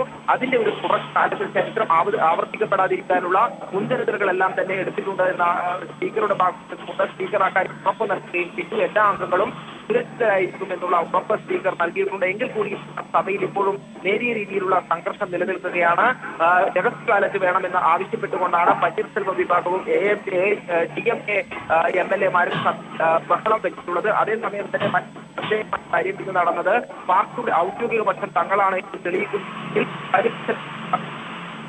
ഔദ്യോഗിക ലെറ്റർ പാഡിലാണ് മടങ്ങിയെത്താം. ഇപ്പോൾ പുതിയ ഏറ്റവും നൽകാനുള്ള വിശദാംശങ്ങൾ അനുസരിച്ച് എല്ലാ കതവുകളും ഒക്കെ തന്നെ അടച്ചിട്ടുകൊണ്ട് ക്ലോസ് ബന്ദോബസ്താക്കി കർശന സുരക്ഷ ഒരുക്കിയാണ് ഇപ്പോൾ ഫ്ലോർ ടെസ്റ്റ് നടത്തുന്നത്. MLA-മാരുടെ സുരക്ഷ ഒരുക്കണമെന്ന് സ്പീക്കർ ആവശ്യപ്പെട്ടിരിക്കുന്നു. ഒപ്പം പനീർസെൽവം ക്യാമ്പ് മുന്നോട്ട് വെച്ച ആവശ്യം സ്പീക്കർ നിരാകരിച്ചിരിക്കുന്നു. രഹസ്യ ബാലറ്റില്ല, തലയെണ്ണിയുള്ള വോട്ട് തേടൽ അതിലേക്ക് വരുമ്പോൾ ഇപ്പോൾ 121 പിൻകടന്ന് 119 MLA-മാരുടെ എണ്ണത്തിലേക്ക് എത്തിയിരിക്കുന്നു. പളനിസ്വാമിയുടെ പിന്തുണ എന്നാണ് നമുക്ക് അനൗദ്യോഗികമായി ലഭിച്ചിരിക്കുന്നത്. അങ്ങനെയെങ്കിൽ ആരൊക്കെയായിരിക്കും മറുവശത്തേക്ക് മറുകണ്ഠം ചാടാൻ പോകുന്നത്? അവരിലേക്കൊക്കെ തന്നെയുള്ള കണക്കുകൾ വന്നുകൊണ്ടേ ഇരിക്കുകയാണ്.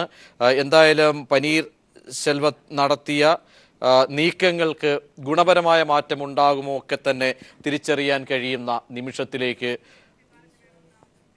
സ്പീക്കർ തള്ളിയിരിക്കുന്നു. രഹസ്യ ബാലറ്റ് വേണമെന്ന ആവശ്യമാണ് ഏറ്റവും പുതുതായി നമുക്ക് നൽകാൻ കഴിയുന്നത്. ഇപ്പോൾ ബാലറ്റ് മറ്റ് നടപടിക്രമങ്ങളിലേക്ക് ഇപ്പോൾ കടന്നിരിക്കുന്നു എന്ന വിവരങ്ങളാണ് തമിഴ്നാട്ടിലെ ഏറ്റവും രഹസ്യാത്മകമായി സൂക്ഷിച്ചിരിക്കുന്ന നടപടിക്രമങ്ങൾക്കിടയിൽ നിന്നും മാധ്യമപ്രവർത്തകർക്ക് ലഭിച്ചുകൊണ്ടിരിക്കുന്നത്. എല്ലാ കണ്ണുകളും ഇപ്പോൾ തമിഴ്നാട്ടിലേക്ക് പോവുകയാണ്. വോട്ടെടുപ്പ് തുടങ്ങിയിരിക്കുന്നു. നിയമസഭയിൽ വിശ്വാസ വോട്ടെടുപ്പ് തുടങ്ങുമ്പോൾ അത് പളനിസ്വാമിയുടെ വിധി, പനീർസെൽവത്തിൻ്റെ വിധി, അതിനേക്കാൾ അപ്പുറം ADMK-യുടെയും തമിഴക രാഷ്ട്രീയത്തിൻ്റെയും ഭാഗതയും നിർണ്ണയിക്കാൻ പോകുന്ന വലിയൊരു കടമ്പ. ഇങ്ങനെ പല അർത്ഥത്തിൽ വ്യാഖ്യാനിക്കാവുന്ന നിമിഷമാണ് ഇപ്പോൾ കടന്നു പോകുന്നത്. ശ്രീ ദേവദാസ്, അല്പം താങ്കളുടെ നിലപാടിലേക്ക് ഒന്ന് പോയി കഴിഞ്ഞാൽ എങ്ങനെയാണെന്നു ഈ നമ്പറിൻ്റെ കളിയൊക്കെ തന്നെ ആർക്ക് അനുകൂലമായി വരാം അവസാനമായി ഈ നിമിഷത്തിലേക്ക്? ഇനി നമുക്ക് സ്ഥിരീകരിക്കാൻ കുറച്ച് അവശേഷിക്കേ. ദേവദാസ് പറഞ്ഞത് 124 MLA-മാരെ ഗോൾഡൻ ബേ റിസോർട്ടിൽ വെച്ച് ഈ പോത്തുകളെ പോലെ ആക്കി മാഫിയകളാണ്. അത് നോക്കി നിൽക്കുന്ന എല്ലാവരുമാണ്. അതുകൊണ്ട് വിലക്കെടുത്തവർ ചില സമയം പളനിസ്വാമിക്ക് തന്നെ അനുകൂലമാവും. അതുകൊണ്ടാണ് സീക്രട്ട് വോട്ടിങ്ങിൽ ഉണ്ടെങ്കിൽ മാത്രമേ ഈ പനീർസെൽവത്തിന് എന്തെങ്കിലും ഒരു ചാൻസ് ഉള്ളൂ. അതിന് ഈ ബാറ് നടത്തുന്ന പോലെ, ബൗൺസേഴ്സ് എല്ലാം നിൽക്കുന്ന പോലെ വാതിലടച്ച് ഭീഷണി അതെല്ലാം പെടുത്തിയാൽ എങ്ങനെയാണ് ഇത് നടക്കുക? ഇന്ത്യൻ ജനാധിപത്യത്തെ ഞെക്കിക്കൊല്ലുന്ന നേർക്കാഴ്ചയാണ് കാണുന്നത്. അതിന് പ്രധാന കാർമ്മികത്വം വഹിച്ചത് ഗവർണർ തന്നെയാണ്. ഇതൊന്നും ഉണ്ടാവില്ലേനോ? ആദ്യത്തെ ദിവസം ശശികലേനെ വിളിച്ചിരുന്നെങ്കിൽ ഈ ശശികല ജയിലിൽ പോയാൽ ഈ പളനിസ്വാമിനെ ആക്കി പോവായിരുന്നു. പുതിയ വിവരങ്ങൾ കൂട്ടിച്ചേർക്കാനുള്ളത് ശ്രീ ദേവദാസ്, 6 ഡിവിഷനായിട്ടാണ് ഇപ്പോൾ വോട്ടെടുപ്പ് നടക്കുന്നത്. 6 ഡിവിഷനായി 6 പേരടങ്ങുന്ന MLA-മാരെ 6 പേരുള്ള MLA-മാർ 6 പേരടങ്ങുന്ന 6 പേർ വീതമുള്ള MLA-മാരുടെ പല ഡിവിഷനുകളെ അങ്ങനെ തിരിച്ചുകൊണ്ടാണ് അപ്പോൾ ആദ്യ ഘട്ടത്തിലുള്ള MLA-മാരുടെ പിന്തുണ പളനിസ്വാമിക്ക് ലഭിച്ചിരിക്കുന്നു. ആദ്യ 6 പേരുടെ എന്നാണ് നമുക്ക് ഇപ്പോൾ ലഭിക്കുന്ന വിശദാംശങ്ങൾ. ശ്രീ ജോർജ് കുര്യനിലേക്ക് എത്തും മുമ്പ് ശ്രീ M സന്തോഷ് ചേരുന്നു. സന്തോഷ്, എങ്ങനെയാണ് കണക്കുകൾ? പ്രജീഷ്, തലയെണ്ണിയുള്ള ഒരു വോട്ടെടുപ്പിലേക്കാണ് ഇപ്പോൾ സ്പീക്കർ കടന്നിരിക്കുന്നത്. അതായത് സഭയിലെ അംഗങ്ങളെ മുഴുവൻ 6 ബ്ലോക്കുകളിലായി തരംതിരിച്ചിരിക്കുകയാണ്. ഇനി പിന്തുണയ്ക്കുന്നവരുടെ തലയെണ്ണി വോട്ട് രേഖപ്പെടുത്തുന്ന ഒരു രീതിയിലേക്കാണ് പോകുന്നത്. 38 MLA-മാർ വെച്ചിട്ടാണ് ഒരു ബ്ലോക്കിലുള്ളത്. ആദ്യത്തെ 3 ബ്ലോക്ക് EPS ക്യാമ്പാണ് ഇപ്പോൾ ഉള്ളത്. അതിന് പുറകിൽ DMK-യും പിന്നീട് പനീർശെൽവത്തിനെ പിന്തുണയ്ക്കുന്നവരുമാണ്. ഏതായാലും ഇത്തരത്തിലുള്ള ഒരു വോട്ടെടുപ്പ് രീതിക്കാണ് ഇപ്പോൾ സ്പീക്കർ അനുമതി നൽകിയിരിക്കുന്നത്. ആദ്യ ബ്ലോക്ക് നൽകിയിരിക്കുന്നത് സർക്കാരിനാണ്, അതായത് മുഖ്യമന്ത്രി പളനിസ്വാമിയുടെ ബ്ലോക്കിനാണ്. ഏതായാലും വോട്ടെടുപ്പ് നടപടിക്രമങ്ങൾ ആരംഭിച്ചിട്ടുണ്ട്. രഹസ്യ ബാലറ്റ് അല്ലാത്തത് കൊണ്ട് തന്നെ അല്പസമയത്തിനകം തന്നെ എന്താണ് തമിഴ്നാടിന്റെ രാഷ്ട്രീയ ഭാവി എന്നതിനെ സംബന്ധിച്ച് വ്യക്തത വരും. പ്രജീഷ്, 6 ബ്ലോക്കുകളായി തിരിച്ചുകൊണ്ടുള്ള നടപടിയിലേക്കാണ് കടന്നിരിക്കുന്നത്. 6 ബ്ലോക്ക്, അതായത് ഓരോ ബ്ലോക്ക് 6 ബ്ലോക്കിൽ ഉള്ള MLA-മാരെ തിരിച്ച് ആദ്യ ഘട്ടത്തിലേക്ക് പരിശോധിക്കുമ്പോൾ അവിടേക്ക് ലഭിക്കുന്നവരനുസരിച്ച് പളനിസ്വാമിക്ക് തന്നെയാണ് ആദ്യ പിന്തുണ വരുന്നത്. പല കണക്കുകളും മാറി മറിഞ്ഞൊക്കെ വന്നേക്കാം. ശ്രീ ജോർജ് കുര്യൻ, എങ്ങനെ കാണുന്നു ഈ നിമിഷത്തെ? കാരണം ഇവിടെ ദേവദാസ് സൂചിപ്പിച്ചതുപോലെ ഇത്രയും കൊണ്ട് ഗവർണർ എത്തിക്കേണ്ട കാര്യമില്ലായിരുന്നു, ആദ്യമേ തന്നെ സ്ഥിരീകരിക്കാമായിരുന്നു. പക്ഷേ ഗവർണറുടെയൊക്കെ തന്നെ വിവേചന അധികാരം, അവിടെ സസൂക്ഷ്മം സ്വീകരിക്കേണ്ട നിലപാട്, അതൊക്കെ നമ്മൾ അംഗീകരിക്കേണ്ട വസ്തുതകൾ തന്നെയാണ്. പക്ഷേ ഇത്തരം ആരോപണങ്ങളെ താങ്കൾ എങ്ങനെ കാണുന്നു?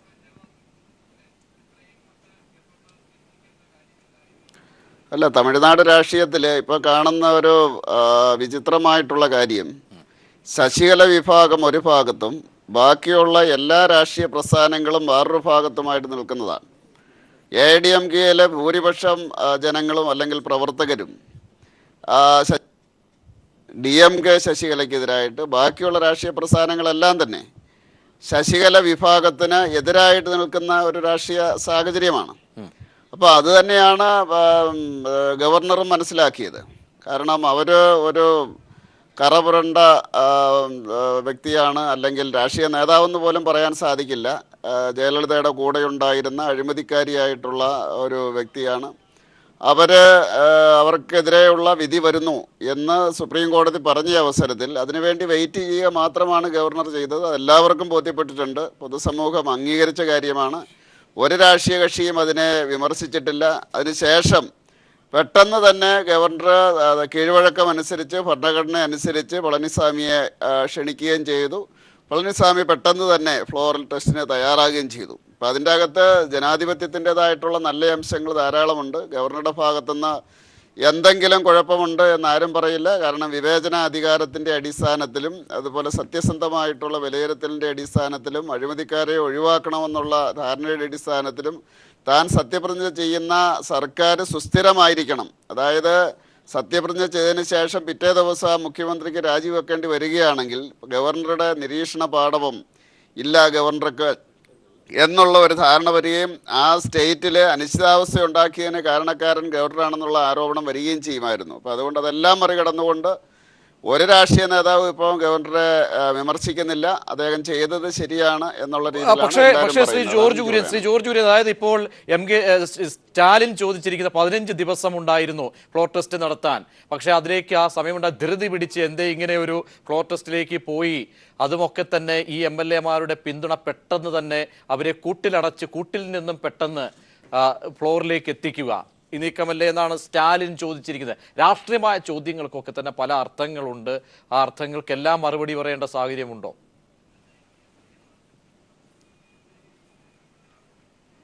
അല്ല, തീർച്ചയായിട്ടും അവർക്ക് സമയം കൊടുത്തു കഴിഞ്ഞാൽ MLA-മാരെ ഇപ്പോൾ തന്നെ അവർക്ക് കമ്മ്യൂണിക്കേഷൻ എല്ലാം അവരിൽ നിന്ന് കട്ട് ചെയ്തിരുന്നു. അവർക്ക് ജനങ്ങളുമായിട്ടുള്ള ബന്ധമില്ലായിരുന്നു.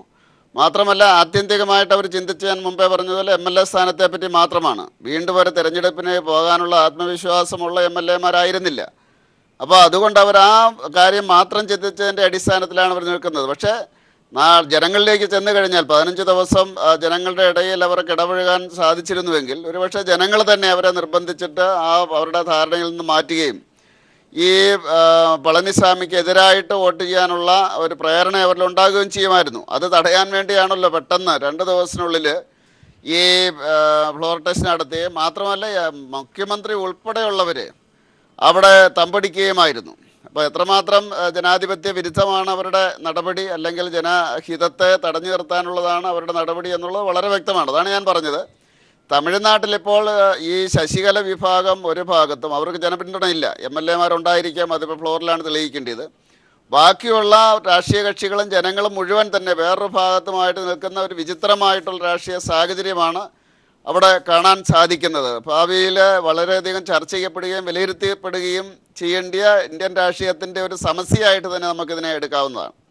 യെസ്, മടങ്ങിയെത്താം. ഇപ്പോൾ ഫസ്റ്റ് ബ്ലോക്ക് പിന്തുണ പളനിസ്വാമി ക്യാമ്പിന് പോയിരിക്കുന്നു എന്നാണ് ലഭിക്കുന്ന വിവരം. TT ഉഷ, എന്തും സംഭവിക്കാവുന്ന സാഹചര്യമാണ്. തീർച്ചയായും. കാരണം മനസാക്ഷിയുള്ള ആരെങ്കിലുമൊക്കെ അതിൻ്റെ അകത്ത് ഇരിപ്പുണ്ടാവുമല്ലോ. പിന്നെ ഭയമില്ലാതെ, അധികാരമോഹമില്ലാത്ത, ഇല്ലെങ്കിൽ ഞാൻ ഒരു കാലത്ത് സേവിച്ചിരുന്ന, ഇല്ലെങ്കിൽ ആരാണോ എന്നെ ഈ ഒരു MLA സ്ഥാനത്തോട്ട് ഉയർത്തി കൊണ്ടുവന്നത്, ആ ഒരു അമ്മയ്ക്ക് വേണ്ടി ഞാൻ എൻ്റെ ശരിയായ നടപടി സ്വീകരിക്കണം എന്നൊരു നിമിഷം ഏതെങ്കിലും 2 വ്യക്തികൾക്ക് തോന്നിയെങ്കിൽ OP മുന്നോട്ട് വരും.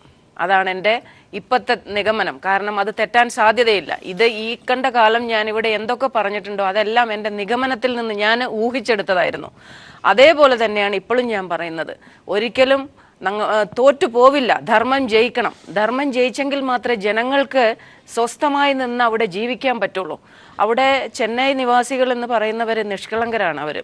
അവരധികം മറ്റുള്ള സംസ്ഥാനങ്ങളിലിരിക്കുന്ന ജനങ്ങളെ പോലെ ഭയങ്കരമായിട്ടുള്ള ഒരു ഇതിലോട്ട് നീങ്ങിപ്പോകുന്ന ഒരാളല്ല അവർ. ഞാൻ അത് പറയുന്നത് എന്തുകൊണ്ടാന്ന് പറഞ്ഞു കഴിഞ്ഞാൽ അവർ ശാന്തമായി കാര്യങ്ങൾ കൈകാര്യം ചെയ്യുന്ന ആൾക്കാരാണ്. അപ്പോൾ അവർക്ക് അവരെ തലപ്പത്ത് ശക്തമായി നമ്മളെ നയിക്കാൻ ഒരാളെ ആവശ്യമുണ്ട്. അത് കൂടുതലും വളരെ എന്താ പറയണ്ടേ, പിന്നെ അഴിമതിയിലും അല്ലാത്തതിലും കുറേയധികം പേര് ചീത്തയാക്കപ്പെട്ടവരെ അവരൊരിക്കലും പിന്തുണയ്ക്കില്ല എന്നാണ് എൻ്റെ അഭിപ്രായം. കാരണം അങ്ങനെയാണല്ലോ പിന്നെ 91 മുതൽ 96 വരെയുള്ള ഒരു കാലഘട്ടത്തിൽ അമ്മ പിന്നീടുള്ള ഒരു ഇലക്ഷനിൽ തോറ്റുപോകാൻ കാരണം അവിടെ അഴിമതി എന്നുള്ളൊരു പ്രശ്നം ഉണ്ടായിരുന്നു. അതുകൊണ്ടാണ് ആ ഒരു കാലഘട്ടത്തിൽ അമ്മ തോറ്റുപോയത്. പിന്നീട് അത് തിരിച്ചു കൊണ്ടുവന്ന് നല്ലൊരു ഭരണ നേതാവ്. ഏറ്റവും പുതിയ വിവരങ്ങൾ അനുസരിച്ച് ഇപ്പോൾ സഭയിൽ DMK ശക്തമായ ബഹളം, എതിർപ്പ്, പ്രതിഷേധം നടത്തിനെ തുടർന്ന് ഇപ്പോൾ സഭയിൽ വോട്ടെടുപ്പ് താൽക്കാലികമായി നിർത്തിവെച്ചിരിക്കുന്നു എന്ന വിശദാംശമാണ് നമുക്ക് ലഭിച്ചിരിക്കുന്നത്. ശക്തമായ പ്രതിഷേധത്തിലേക്ക് സഭയ്ക്കുള്ളിൽ സ്റ്റാലിൻ്റെ നേതൃത്വത്തിലുള്ള DMK ശക്തമായ രീതിയിൽ പ്രതിഷേധം അറിയിച്ചിരിക്കുന്നു. ശ്രീ SB മധു, അതായത് DMK പറഞ്ഞിരിക്കുന്നത് ധൃതി പിടിച്ച് ഇന്ന് തന്നെ വേണമായിരുന്നു ഈ ഫ്ലോർ ടെസ്റ്റ് എന്നാണ്. അതായത് പല നിഗൂഢതകൾ മാധ്യമപ്രവർത്തകർ ഇപ്പോൾ പുറത്ത് ശക്തമായി പ്രതിഷേധിക്കുന്നു. കാരണം അകത്തേക്ക് ആരെയും കടത്തി വിടുന്നില്ല, ആ പരിസരത്തേക്ക് എത്തിക്കുന്നില്ല, ശക്തമായി അടച്ച് ജയിലിന് സമാനമായ രീതിയിലേക്ക് കാര്യങ്ങളെ എത്തിച്ചുകൊണ്ടുള്ള ഒരു ഭാഗതയെ അല്ലെങ്കിൽ നിർണയം. എങ്ങനെയാണ് ചില നിഗൂഢതകൾ നിങ്ങൾ ഇപ്പോൾ സഭയിൽ ശക്തമായി ഉന്നയിക്കുന്നത്? ശ്രീ പ്രജേഷ്, ഞങ്ങൾ തുടക്കത്തിൽ തന്നെ പറഞ്ഞിരുന്നു തമിഴ്നാട്ടിൽ ജനാധിപത്യം നിലനിൽക്കണമെന്ന് മാത്രമാണ് DMKയുടെ ആഗ്രഹം. ഇപ്പോൾ ജനാധിപത്യത്തെ കശക്കി കൊന്നിരിക്കുകയാണ് സ്പീക്കർ. ഇപ്പോൾ ഞാൻ ഒരല്പം മുന്നേ പറഞ്ഞുള്ളൂ, ഈ കളിയുടെ റഫറി എന്ന് പറയുന്നത് സ്പീക്കറാണ്. എന്തുകൊണ്ട് ഇത്രയും വിവാദമായ ഒരു തെരഞ്ഞെടുപ്പ് അദ്ദേഹത്തിന് രഹസ്യ ബാലറ്റ് വഴി നടത്താൻ കഴിയുന്നില്ല? രഹസ്യ ബാലറ്റ് ഒരിക്കലും അദ്ദേഹം അനുവദിക്കില്ല. കാരണം മന്നാർഗുഡി മാഫിയയുടെ തീരുമാനപ്രകാരമാണ് കാര്യങ്ങളെല്ലാം നടന്നുകൊണ്ടിരിക്കുന്നത്. അവർ രചിച്ച തിരക്കഥ പ്രകാരമാണ് ഇപ്പോൾ നിയമസഭയിൽ കാര്യങ്ങൾ നടന്നുകൊണ്ടിരിക്കുന്നത്. അതുകൊണ്ട് ജനാധിപത്യത്തെ കുഴിച്ചു മൂടിയിരിക്കുകയാണ് സ്പീക്കർ ധനപാലൻ എന്നാണ് എനിക്ക് പറയാനുള്ളത്. ഇപ്പോൾ വോട്ടെടുപ്പ് വീണ്ടും തുടങ്ങിയിരിക്കുന്നു, വോട്ടെടുപ്പ് പുനരാരംഭിച്ചിരിക്കുന്നു. സന്തോഷ്, എന്താണ് സഭയിൽ നിന്നുള്ള വിശദാംശങ്ങൾ? നിയമസഭയിൽ നാടകീയ രംഗങ്ങൾ തുടരുകയാണ്. തലയെണ്ണിയുള്ള വോട്ടെടുപ്പാണ് സ്പീക്കർ നടത്തുന്നത്. അതിന് 6 ബ്ലോക്കുകളായി 38 അംഗങ്ങൾ വീതമുള്ള 6 ബ്ലോക്കുകളായി MLA-മാരെ തരംതിരിച്ച് വോട്ടെടുപ്പ് ആരംഭിച്ചു. ആദ്യ ബ്ലോക്കിലെ 38 MLA-മാരും സർക്കാരിന് അനുകൂലമായി വോട്ട് രേഖപ്പെടുത്തി. ഇത് നിയമസഭാ സെക്രട്ടറിമാർ രേഖപ്പെടുത്തുന്നതിനിടയിലാണ് DMK അംഗങ്ങൾ സഭയിൽ വലിയ രീതിയിലുള്ള ഒച്ചപ്പാടുണ്ടാക്കിയത്. വോട്ടെടുപ്പ് മാറ്റിവെക്കണമെന്ന് ആവശ്യപ്പെട്ട് സ്റ്റാലിന്റെ നേതൃത്വത്തിൽ DMK അംഗങ്ങൾ ബഹളം വെച്ചു. MLA-മാർ തടങ്കലിലാണെന്നും ധൃതിയിൽ ഈ വോട്ടെടുപ്പിന്റെ ആവശ്യമില്ല, രഹസ്യ ബാലറ്റിലൂടെ ജനാധിപത്യം സംരക്ഷിക്കണം എന്നുള്ള ഒരു ആവശ്യമാണ് സ്റ്റാലിൻ ഉന്നയിച്ചത്. ഇതിനെ പിന്തുണച്ച് MLA-മാർ ബഹളം വെച്ചതോടുകൂടി സ്പീക്കർക്ക് സ്റ്റാലിന് സംസാരിക്കാനുള്ള അവസരം നൽകേണ്ടി വന്നു. സ്റ്റാലിൻ എഴുന്നേറ്റ് നിന്ന് വോട്ടെടുപ്പ് മാറ്റിവെക്കണമെന്നും രഹസ്യ ബാലറ്റ് വേണമെന്നുമുള്ള ആവശ്യം വീണ്ടും ഉന്നയിച്ചു. എന്നാൽ സ്പീക്കർ അതിന് അനുമതി നൽകിയില്ല. സഭ തടസ്സപ്പെടുത്തരുതെന്ന് സ്പീക്കർ സ്റ്റാലിന് നിർദ്ദേശം നൽകി. ഏതായാലും ഇപ്പോൾ വോട്ടെടുപ്പ് അല്പസമയത്തെ നിർത്തിവെച്ചതിന് ശേഷം ഇപ്പോൾ വീണ്ടും വോട്ടെടുപ്പ് നടപടികൾ ആരംഭിച്ചിരിക്കുകയാണ്. പനീർസെൽവം വിഭാഗവും ഇപ്പോൾ വോട്ടെടുപ്പ് മാറ്റിവെക്കണം എന്നുള്ള ഒരു ആവശ്യം ഉന്നയിച്ച് ബഹളം വെക്കുന്ന കാഴ്ചയാണ് നിയമസഭയിൽ കാണാൻ കഴിയുന്നത്. പ്രജീഷ്.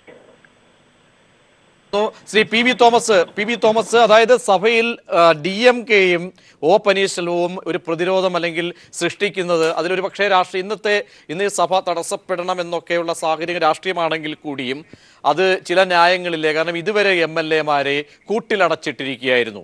അവരെ പെട്ടെന്ന് സഭയിലേക്ക് കൊണ്ടുവരുന്നു, ഹാജരാക്കുന്നു. മാത്രവുമല്ല രഹസ്യ ബാലറ്റ് എന്ന ഒരു കാര്യത്തിലേക്ക് ആവശ്യം ഉന്നയിക്കുമ്പോൾ എന്തുകൊണ്ട് ഇത്ര എതിർപ്പ് പ്രകടിപ്പിക്കുന്നു? 15 നാളുകളാണ് ഉണ്ടായിരുന്നത്. ഇന്ന് ധൃതി പിടിച്ച് ഇതിലേക്ക് ഈ ഒരു ഫ്ലോർ ടെസ്റ്റിലേക്ക് പോകേണ്ടതുണ്ടോ? ഇതാണ് ഇപ്പോൾ ബഹളത്തിനിടയാക്കിയിരിക്കുന്നത്. ശ്രീ PV തോമസ്, ആ ചോദ്യങ്ങളുടെ അർത്ഥമുന ഈ രഹസ്യ ബാലറ്റ് എന്നുള്ള ഡിമാൻഡ് തികച്ചും ന്യായീകരിക്കാവുന്നതാണ്. കാരണം നമുക്കതിന് ബാക്ക്ഗ്രൗണ്ട് അറിയാം. ഇത്രയും ദിവസം MLA-മാരെ തടങ്കലിൽ വെച്ചതുപോലെ ഒരു പഞ്ചനക്ഷത്ര റിസോർട്ടിൽ വെച്ചിരിക്കുകയായിരുന്നു. അതിനുശേഷം നേരെ അസംബ്ലിയിലേക്ക് കൊണ്ടുവന്നിട്ട് അവരെ കൊണ്ട് വോട്ട് ചെയ്യിക്കുകയാണ്. അത് കുതിരയുടെ ഒക്കെ 2 കണ്ണും മൂടി വെച്ച് നടക്കുന്ന പോലെ. അങ്ങനെയല്ലല്ലോ ജനാധിപത്യത്തിൽ ജനപ്രതിനിധികൾ പ്രവർത്തിക്കേണ്ടത്. അവരങ്ങനെ ആരുടെയും വിപ്പനുസരിച്ചോ അല്ലെങ്കിൽ അതുപോലെ തന്നെ വിപ്പെന്ന് പറഞ്ഞാൽ നിർബന്ധം സമ്മർദ്ദം അനുസരിച്ചല്ല ചെയ്യേണ്ടത്. അപ്പോൾ ജനവികാരത്തെ മനസ്സിലാക്കുവാനും അതിനോടൊരുമിച്ച് നിൽക്കുവാനും അവർക്ക് സാവകാശം കൊടുക്കണം. അതിനുള്ള സ്വാതന്ത്ര്യം അവർക്ക് കൊടുക്കണം. ആ സ്വാതന്ത്ര്യമാണ് രഹസ്യ ബാലറ്റ് എന്ന് പറയുന്നത്. അത് എന്തുകൊണ്ട് നിഷേധിക്കുന്നു എന്നുള്ളതിന് സ്പീക്കർ തീർച്ചയായിട്ടും ഒരു വിശദീകരണം സഭയ്ക്ക് കൊടുക്കേണ്ടതാണ്. അതിനുശേഷം മാത്രം മുമ്പോട്ട് പോയാൽ മതി വോട്ടെടുപ്പ്. അതാണ് ജനാധിപത്യപരമായ നടപടിക്രമം എന്ന് പറയുന്നത്. അല്ലാതെ വെറുതെ നിർബന്ധിച്ച് പെട്ടെന്ന് വോട്ട് ചെയ്ത് ചടങ്ങെല്ലാം നടത്തി ഒരു ഗവൺമെൻറ്റിനെ അവിടെ അവരോധിക്കുന്നതിൽ ജനാധിപത്യത്തിൽ യാതൊരു സ്ഥാനവുമില്ല. അത് ജനാധിപത്യപരമായിട്ടൊരു നടപടിയുമായിരിക്കില്ല. യെസ്, സ്പീക്കർ ഇടപെട്ടുകൊണ്ട് ഇപ്പോൾ വോട്ടെടുപ്പ് നിർത്തിവെച്ചിരിക്കുന്നു എന്ന് തന്നെയാണ് ഇപ്പോൾ നമുക്ക് സ്ഥിരീകരിക്കുന്നത്. അതായത് തുടങ്ങിയിട്ടില്ല എന്നാണ് ഇപ്പോൾ തമിഴ്നാട്ടിൽ നിന്നും ലഭിക്കുന്നത്. കാരണം മാധ്യമങ്ങളെയൊക്കെ തന്നെ അകത്തേക്ക് കടത്താതെ പുറത്ത് നിർത്തിയ മാധ്യമങ്ങളിപ്പോൾ പുറത്ത് പ്രതിഷേധിക്കുന്നു എന്ന വിവരമാണ് ലഭിക്കുന്നത്. DMK-യുടെ നിർദ്ദേശപ്രകാരം DMK ആവശ്യപ്പെടുന്നത് വോട്ടെടുപ്പ് മാറ്റിവെക്കുക. ഇതാണ് ഔദ്യോഗികമായി. ശ്രീ മധു, അങ്ങനെ ഒരു ആവശ്യം വയ്ക്കാനുള്ള കാരണം എന്തായിരിക്കാം? നമ്മുടെ ഈ ചർച്ചയുടെ തുടക്കം മുതൽ ഉണ്ടായിരുന്ന ഒരു പരാമർശം ഗവർണർക്ക് നേരെയാണ്. ഗവർണർ എന്തൊക്കെയോ ഒളിച്ചുകളി നടത്തിക്കൊണ്ടിരിക്കുന്നു, കുതിരക്കച്ചവടത്തിന് കൂട്ടുനിന്നു എന്നൊക്കെയുള്ള ഒരു ആരോപണം നേരത്തെ നിന്നു. ഇപ്പോൾ അത് കഴിഞ്ഞ് വിഷയം നേരെ സ്പീക്കറുടെ കയ്യിലെത്തിയിരിക്കുകയാണ്. സ്പീക്കർ ധനപാലൻ ഏത് വിധേനയും പളനിസ്വാമി മന്ത്രിസഭയെ അധികാരം ഏൽപ്പിക്കാൻ വേണ്ടിയിട്ടുള്ള ഗൂഢശ്രമങ്ങളാണ് നടത്തിക്കൊണ്ടിരിക്കുന്നത്. അത് സഭയ്ക്കകത്ത് നടക്കുന്ന ചില നീക്കങ്ങൾ കണ്ടിട്ടായിരിക്കാം ബഹുമാനപ്പെട്ട സ്റ്റാലിൻ അദ്ദേഹം ഇത്തരം ഒരു രഹസ്യ ബാലറ്റ് വേണമെന്ന് ആവശ്യപ്പെടാൻ കാരണം. മാത്രമല്ല ഇത്രയും ദിവസം ഈ MLA-മാരെല്ലാം ബന്ദിയായി ഒരു പ്രത്യേക മാനസികാവസ്ഥയിൽ ഭയചകിതരായി നമ്മൾ കേട്ട് കാണും. ഇറ്റലിയിൽ നിന്നുള്ള സിസിലിയിൽ നിന്നുള്ള മാഫിയെ കടത്തിവിട്ടുന്ന രീതിയിലാണ് മന്നാർഗുഡി മാഫിയ തമിഴ്നാട്ടിൽ പ്രവർത്തിക്കുന്നത്. ആ മാഫിയയുടെ കയ്യിൽ നിന്ന് ടിക്കറ്റ് വാങ്ങി ജയിച്ച് MLA-മാരായി വന്നവരാണ് ഇവരിൽ പലരും. അപ്പോൾ അവർക്ക് സ്വാഭാവികമായിട്ടും ഇവിടെ ഒരു ടെസ്റ്റിലേക്ക് പോകുന്നു. ഏറ്റവും പുതിയ വിശദാംശങ്ങൾ പ്രേക്ഷകർക്ക് നൽകേണ്ടതുള്ളത് കൊണ്ട് ശ്രീ മധു, അതായത് ഒരു ടെസ്റ്റാണ് ശ്രീ ഷബീർ കേൾക്കേണ്ടതുണ്ട്, എല്ലാവരും കേൾക്കേണ്ടതുണ്ട്. അതായത് ഒരു ടെസ്റ്റ് വരുന്നത് 103 ബ്ലോക്കുകൾ 38 MLA-മാരുള്ള 3 ബ്ലോക്കുകൾ എണ്ണിത്തീരുമ്പോൾ ആ 3 ബ്ലോക്കുകളും പളനിസ്വാമി ക്യാമ്പിൻ്റെ പൂർണ്ണ പിന്തുണയുള്ള ബ്ലോക്കുകൾ 114 എന്ന നമ്പറിലേക്ക് പളനിസ്വാമി വിഭാഗം പോയിരിക്കുന്നു. ഇനിയുള്ള പക്ഷേ 3 ബ്ലോക്കുകളുടെയും പൂർണ്ണമായും പിന്തുണ പളനിസ്വാമിക്കും DMK ADMK-ക്കാണെന്ന ഒരു നിലപാടിലേക്ക് അനുമാനിക്കാൻ എത്തുമ്പോൾ സ്പീക്കർ തന്നെ ഇടപെട്ടുകൊണ്ട് തന്ത്രപരമായി വോട്ടെടുപ്പ് നിർത്തിവെച്ചിരിക്കുന്നു. കാരണം 114ലേക്ക് മാത്രം എത്തിയിരിക്കുന്നു. ഇനി 2 MLA-മാരുടെ കൂടി പിന്തുണ വേണ്ടിവരും. അങ്ങനെ ഒരു അനുമാനം ഇപ്പോൾ സ്ഥിരീകരിക്കാത്ത റിപ്പോർട്ട് ഇപ്പോൾ ദേശീയ മാധ്യമങ്ങൾ റിപ്പോർട്ട് ചെയ്യുന്നുണ്ട്. തന്ത്രപരമായി തന്നെ സ്പീക്കർ പളനിസ്വാമി പക്ഷത്തിൻ്റെ ഒക്കെ തന്നെ ഇടപെടലിലൂടെ ആയിരിക്കാമോ ഇപ്പോൾ വോട്ടെടുപ്പ് നിർത്തിവെച്ചിരിക്കുന്ന എന്നതിലേക്ക് വരുന്നു. അതാണ് ഏറ്റവും അനുമാനിക്കാൻ കഴിയുന്ന സാഹചര്യം. ശ്രീ ഷഫീർ എങ്ങനെയാണ് നോക്കിക്കാണുന്നത്? അല്ല, സ്പീക്കർ അതിനകത്ത് കൃത്യമായിട്ടുള്ള രാഷ്ട്രീയം തന്നെയാണ് കാണിക്കുന്നത്. ഇന്ത്യയിൽ എവിടെയെങ്കിലും ഇതിനു മുമ്പ് ഈ തമിഴ്നാട്ടിൽ തന്നെ 955-ലും 87-ലുമൊക്കെ അവിടെ അവിശ്വാസ പ്രമേയങ്ങളുണ്ടായിരുന്നു. ഈ അവിശ്വാസ പ്രമേയങ്ങൾ നടന്നപ്പോഴും തന്നെ MLA-മാരെ ബ്ലോക്കാക്കി നിർത്തിക്കൊണ്ട് അല്ലെങ്കിൽ ബ്ലോക്കുകളായിട്ട് തരംതിരിച്ചുകൊണ്ട് ഒരു വോട്ടെടുപ്പിലേക്ക് ഇന്ത്യയുടെ ചരിത്രത്തിൽ പോയിട്ടില്ല. ഇത് ഒരു കാരണവശാൽ ഈ സ്പീക്കറുടെ ഈ നടപടി ഇന്ത്യൻ ഭരണഘടനയുടെ നീതിശാസ്ത്രത്തിന് ഒരിക്കലും ബോധിക്കുന്ന കാര്യമല്ല, ചോദ്യം ചെയ്യപ്പെടുക തന്നെ ചെയ്യും. അല്ലെങ്കിൽ പരസ്യമായിട്ട് കൈ ഉയർത്തിക്കൊണ്ടോ അല്ലെങ്കിൽ ബട്ടൺ അമർത്തിക്കൊണ്ടോ ഉള്ള പരസ്യമായ വോട്ടെടുപ്പിന് സമ്മതിക്കണമായിരുന്നു. അല്ലാത്ത പക്ഷം രഹസ്യ ബാലറ്റ് എന്ന് പറയപ്പെടുന്ന ഇതിൻ്റെ സാരാംശത്തെ മുഴുവൻ ചോദ്യം ചെയ്തുകൊണ്ട് ഒരു പ്രത്യേകം ബ്ലോക്കുകളായി തരംതിരിച്ചുകൊണ്ട് ഒരു MLA-യെ മറ്റൊരു MLA ചെയ്യുന്ന വോട്ടുകളെ പരസ്പരം കാണാവുന്ന തരത്തിൽ കാണിച്ചുകൊണ്ട് അതിൻ്റെ സുതാര്യത ഇല്ലാതാക്കിയിരിക്കുന്നു. ഇവിടെ സ്പീക്കർക്ക് അദ്ദേഹത്തിൻ്റെ വിവേചനാധികാരം ഉപയോഗിക്കാമെങ്കിൽ പോലും ഭരണഘടനയുടെയും പ്രസിഡന്റിൻ്റെയും അടിസ്ഥാനത്തിൽ ഞാൻ പറയുന്നു, നിശ്ചയമായും ഒരു സംശയം വേണ്ട, ഈ ഫ്ലോർ ട്രസ്റ്റിൽ സ്പീക്കറുടെ നിലപാടും നാളെ കോടതിയിൽ ചോദ്യം ചെയ്യപ്പെടും. ഇവിടെ സംഭവിക്കാൻ പോകുന്നത് ഈ നേരത്തെ തന്നെ നമ്മൾ പറഞ്ഞല്ലോ പ്രതീക്ഷയെ, 3-4 MLA-മാരുടെ വ്യത്യാസം മാത്രമേ ഇപ്പോൾ പോലുമുള്ളൂ. ഇത്രയും പണശക്തിയും മനാർഗുഡി മാഫിയയുടെ മുഴുവൻ ബന്ധവും അതുപോലെ ശശികലയുടെയും ബിസിനസ് താല്പര്യങ്ങളും മുഴുവൻ ഉണ്ടായിട്ടും 3-4 MLA-മാരുടെ കുറവ് മാത്രമേ ഇപ്പോൾ ആർക്കുള്ളൂ? പനീർസെൽവത്തിനുള്ളൂ.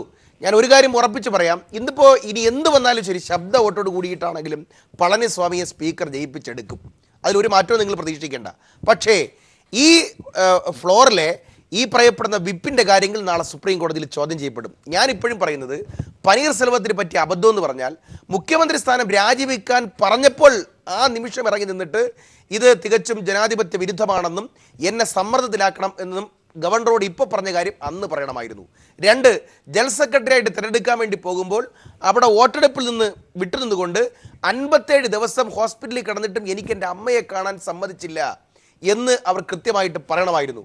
3, അവരെ അടിച്ച് ഫ്ലോറിലേക്ക് തള്ളിയിട്ട് ഗുരുതരമായ പരിക്കുകളോട് കൂടിയിട്ടാണ് ഹോസ്പിറ്റലിലേക്ക് കൊണ്ടുപോയതെന്നും അവരുടെ മരണത്തിൽ ശശികലയ്ക്കും അവരുടെ മാഫിയകൾക്കും പങ്കുണ്ടെന്നും എനിക്ക് സംശയമുണ്ടെന്ന് അന്ന് പറഞ്ഞിരുന്നെങ്കിൽ ഈ റിസോർട്ടിലേക്ക് MLA-മാർ പോകുന്നതിന് മുമ്പ് പനീർസെൽവം പറഞ്ഞിരുന്നുവെങ്കിൽ ഒരു സംശയം വേണ്ട, ജനങ്ങൾ അവരെ കൈകാര്യം ചെയ്യുമായിരുന്നു. MLA-മാർ ഈ സ്റ്റാൻഡ് എടുക്കുമായിരുന്നു. തീർച്ചയായും ഞാൻ ശ്രീ ദേവദാസ്, അതായത് ഇങ്ങനെയാണ് ഇപ്പോൾ സ്റ്റാലിൻ ആവശ്യപ്പെടുന്നത്, വോട്ടെടുപ്പ് നിർത്തിവെക്കുക വേറൊരു ദിവസത്തേക്ക്. മറ്റൊന്ന് പനീർസെൽവം മാധ്യമങ്ങളോട് പറയുന്നത്, അതായത് MLA-മാർ കൂട്ടിലടയ്ക്കപ്പെട്ടിട്ട് നേരെ സഭയിലെത്താതെ പകരം അവരുടെ കോൺസ്റ്റിറ്റ്യുവൻസിയിലേക്ക് മണ്ഡലങ്ങളിലേക്ക് പോയതിന് ശേഷം മറ്റൊരു ദിവസം വന്ന് വോട്ട് ചെയ്യട്ടെ. അതായത് ജനഹിതം മാനിച്ചുള്ള ഒരു വോട്ടെടുപ്പ്. അതാണോ? ആ വാദങ്ങളെ താങ്കൾ എങ്ങനെ കാണുന്നു ശ്രീ ദേവദാസ്? പ്രതീക്ഷ, അത് ഒരു വാദത്തിനെ പറയാൻ പറ്റുള്ളൂ.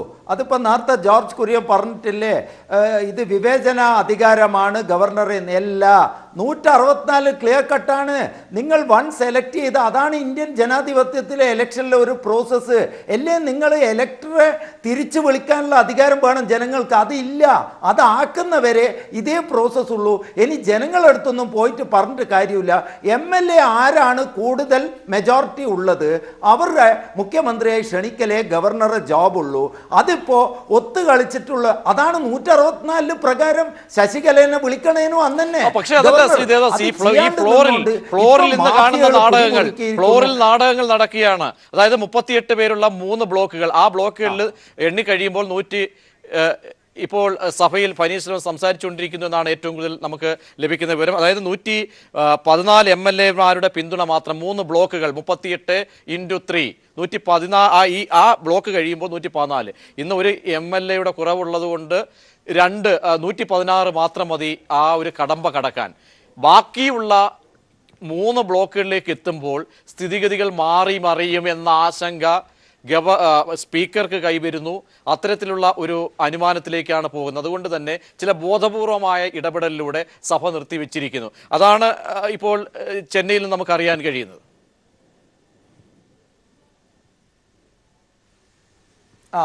അതാണ് ഞാൻ പറഞ്ഞത് പ്രജീഷേ, ഇത് കള്ള് ഷാപ്പ് പോലെയാണ് ഇപ്പൊ കളിക്കുന്നത്. ഇന്ത്യൻ ജനാധിപത്യത്തെ ഇവർ മുക്കിക്കൊല്ലുവാണ്. അത് നേരെ എന്തറിയാ, സ്പീക്കർ AIDMK ശശികല വിഭാഗത്തിന്റെ ആളാണ്. ഇനി ഫ്ലോർ ടെസ്റ്റിനുള്ള അധികാര റഫറി സ്പീക്കറാണ്. അപ്പൊ സ്പീക്കർ എന്താ ചെയ്യുന്നത് അതനുസരിക്കാനേ നിവൃത്തിയുള്ളൂ. ഗവർണർക്ക് നോക്കാനുള്ളത് കൃത്യമായി ഫ്ലോർ ടെസ്റ്റ് നടത്തുവാന്നാണ്. അതുകൊണ്ട് ഇനി 38 നിർത്തിയോ 42 നിന്നോ 6 തലകുത്തി നിന്നോ എന്നൊന്നും നോക്കണ്ട. കാല് ഉയർത്തിയിട്ട് സപ്പോർട്ട് ചെയ്താലും മെജോറിറ്റി സപ്പോർട്ട് ആർക്കാണ് കൊടുക്കുന്നത്? അയാളെ മുഖ്യമന്ത്രിയാക്കണം.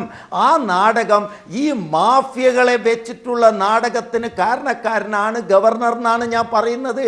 വിവേചന അധികാരമില്ല. 164 കൃത്യമായി ആലോചിക്കാതെ ഉപയോഗിച്ചു. അതാണ് നിങ്ങൾ ചോദിക്കേണ്ടത്. കേന്ദ്രമന്ത്രി സുബ്രഹ്മണ്യ സ്വാമിയാണ് പറഞ്ഞത്.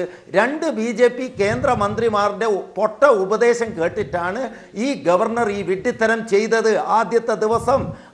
അതെന്തുകൊണ്ടാണ് സുബ്രഹ്മണ്യ സ്വാമി പറയുന്നത്? അതുകൊണ്ട് ഈ പുറത്തുള്ള വികാരം നോക്കാൻ അധികാരമില്ല ഗവർണർക്ക്. ഗവർണറുടെ ജോബ് 164 ഫ്ലോർ ടെസ്റ്റ് മാത്രമാണ്. അത് അയാൾ ചെയ്തില്ല. അയാൾ മാഫിയ. ഇവിടെ പിന്നെ ഈ AIDMKയും DMKയും പറയുന്നത് ഇത് മാഫിയ ഭരണമാണ്. ജയലളിത ഇന്ന് ജയിലിൽ പോകേണ്ട ആളാ. എങ്ങനെയാണ് അമ്മ എന്ന് വിളിക്കുക? പാവം തമിഴന്മാരെ കൊള്ളയടിച്ച അമ്മയാണ് അത്. അമ്മയാണ്, കൊള്ളയടിക്കാരുടെ അമ്മയാണ് ജയലളിത. ജയലളിതക്ക് പിന്തുണ കഞ്ഞിവെച്ചവരാണ് ഈ ശശികലയും പനീർശെൽവവും പളനിസ്വാമിയും ഉള്ള കൂട്ടുകള്ളന്മാർ, വീരപ്പന്മാരാണിവർ. ഇതിലും നല്ല. അപ്പോൾ ഗവർണർ നോക്കുന്നത് ഇതെങ്ങനെയെങ്കിലും കലക്കുവെള്ളത്തിൽ പ്രസിഡൻഷ്യൽ ഭരണത്തിലേക്ക് പോകണം. ഗവർണർക്ക് ഇതിൽ കലക്കണം. BJPക്കും മനസ്സിലാഗ്രഹം ഒരു പ്രസിഡൻഷ്യൽ ഭരണമാണ്. ഇവിടെ എന്താ പറയുക, ഇനി കർണാടകയിലെ ഇലക്ഷൻ വരുന്ന അവിടെ കാട്ടുകള്ളന്മാരാണ്. അവിടെ യെദ്യൂരപ്പയും സിദ്ധരാമയ്യയും. അപ്പോൾ ഇങ്ങനെയുള്ള പൈസ കൊടുത്തിട്ടാണ് മുഖ്യമന്ത്രി ആവുന്നത് എന്ന് പറയുന്നത്. അതുകൊണ്ട് എന്താണ് ചെയ്യുക? ഇന്ത്യൻ ജനാധിപത്യത്തിൽ അതത് കോൺസ്റ്റിറ്റ്യുവൻസിയിലെ വോട്ടർമാർക്ക് തിരിച്ചു വിളിക്കാനുള്ള അധികാരം ഇല്ലെടുത്തോളം കാലം ഫ്ലോർ ഓഫ് ദ അസംബ്ലി അതാണ് നിർണയിക്കുക. വേറെ ഒന്നുമില്ല. അവർ കാല് ഉയർത്തിയാലും ആരാണ് ഭൂരിപക്ഷം അത് സ്പീക്കർ പറയും, അതനുസരിക്കണം. അതുകൊണ്ടാണ് ഞാൻ പറഞ്ഞ കേരളത്തിൽ ലോറിയിൽ കൊണ്ടുവരുന്ന പോത്തുകളെ പോലെ ഈ പോത്തിൻ്റെ ശാപം. അത് പോത്തിന് വേണ്ടി മുളകരച്ചിട്ട് ഓടിച്ച് ജല്ലിക്കട്ട് നടത്താൻ പ്രൊട്ടസ്റ്റ് മറീന ബീച്ചിൽ വന്ന തമിഴന്മാർ ഇന്ന് ഇന്ത്യൻ അവരുടെ ജനാധിപത്യം കൊള്ളയടിക്കുന്ന മാഫിയകൾക്കെതിരെ എന്തുകൊണ്ട് പ്രതിഷേധിക്കുന്നില്ല? ഒരു DMKക്കാർക്ക് പ്രതിഷേധമില്ല, AIDMKക്കാർക്ക് പ്രതിഷേധമില്ല, BJPക്ക് ഒന്നും അനങ്ങാണ്ടിരിക്കുന്നു. എന്തുകൊണ്ട് BJP ജയലളിത മരിച്ചു കൊണ്ടുവന്നപ്പം ജയലളിതയ്ക്ക് വേണ്ടി വാദിച്ച് ഈ വോട്ടെടുപ്പ് ആരംഭിക്കാൻ കുറച്ചുകൂടി സമയം എടുത്തേക്കുമെന്നാണ് ലഭിക്കുന്ന വിവരം. ശ്രീ ജോർജ് കുര്യൻ, അതായത് സ്പീക്കർക്ക് നിർണ്ണയിക്കാൻ കഴിയുന്ന ഘട്ടങ്ങളൊക്കെ കടന്നു പോയിട്ടുണ്ട്. അവിടെയൊക്കെ മൗനം തുടരുകയായിരുന്നു. അതായത് അന്ന് ആ സമയത്ത് ഇപ്പോൾ വോട്ടെടുപ്പ് മാറ്റിവെക്കില്ല, ഇന്ന് തന്നെ അല്പസമയത്തിനകം തന്നെ നടത്തുമെന്നാണ് ഇപ്പോൾ സ്പീക്കർ അറിയിച്ചിരിക്കുന്നത്. ശ്രീ ജോർജ് കുര്യൻ, ഇവിടെ 2 ഘടകങ്ങളാണ് ആരോപണം വരുന്നത്. ഒന്ന്, ഈ 3 ബ്ലോക്ക് എണ്ണിക്കഴിയുന്നു. അവിടെ ഒരു വിഭാഗം അവകാശപ്പെടുന്നത് 114ലേക്ക് എത്തി. ബാക്കി ഇനി എണ്ണിക്കഴിഞ്ഞാൽ പളനിസ്വാമിക്ക് അനുകൂലമായി വന്നേക്കാം. അതല്ല, ആ അനുകൂലമായി പളനിസ്വാമിക്ക് കാര്യങ്ങൾ അനുകൂലമായി വരുമ്പോൾ തടസ്സപ്പെടുത്തുന്നു സ്റ്റാലിനും ഒപ്പം തന്നെ പനീർശെൽവം എന്ന ആരോപണവും നിലനിൽക്കുന്നു. എന്ത് തന്നെയായാലും പല രാഷ്ട്രീയ നാടകങ്ങളിലേക്ക് കാര്യങ്ങൾ പോകുന്നു. ജോർജ് കുര്യൻ ഈ ഘട്ടത്തെ എങ്ങനെ കാണുന്നു?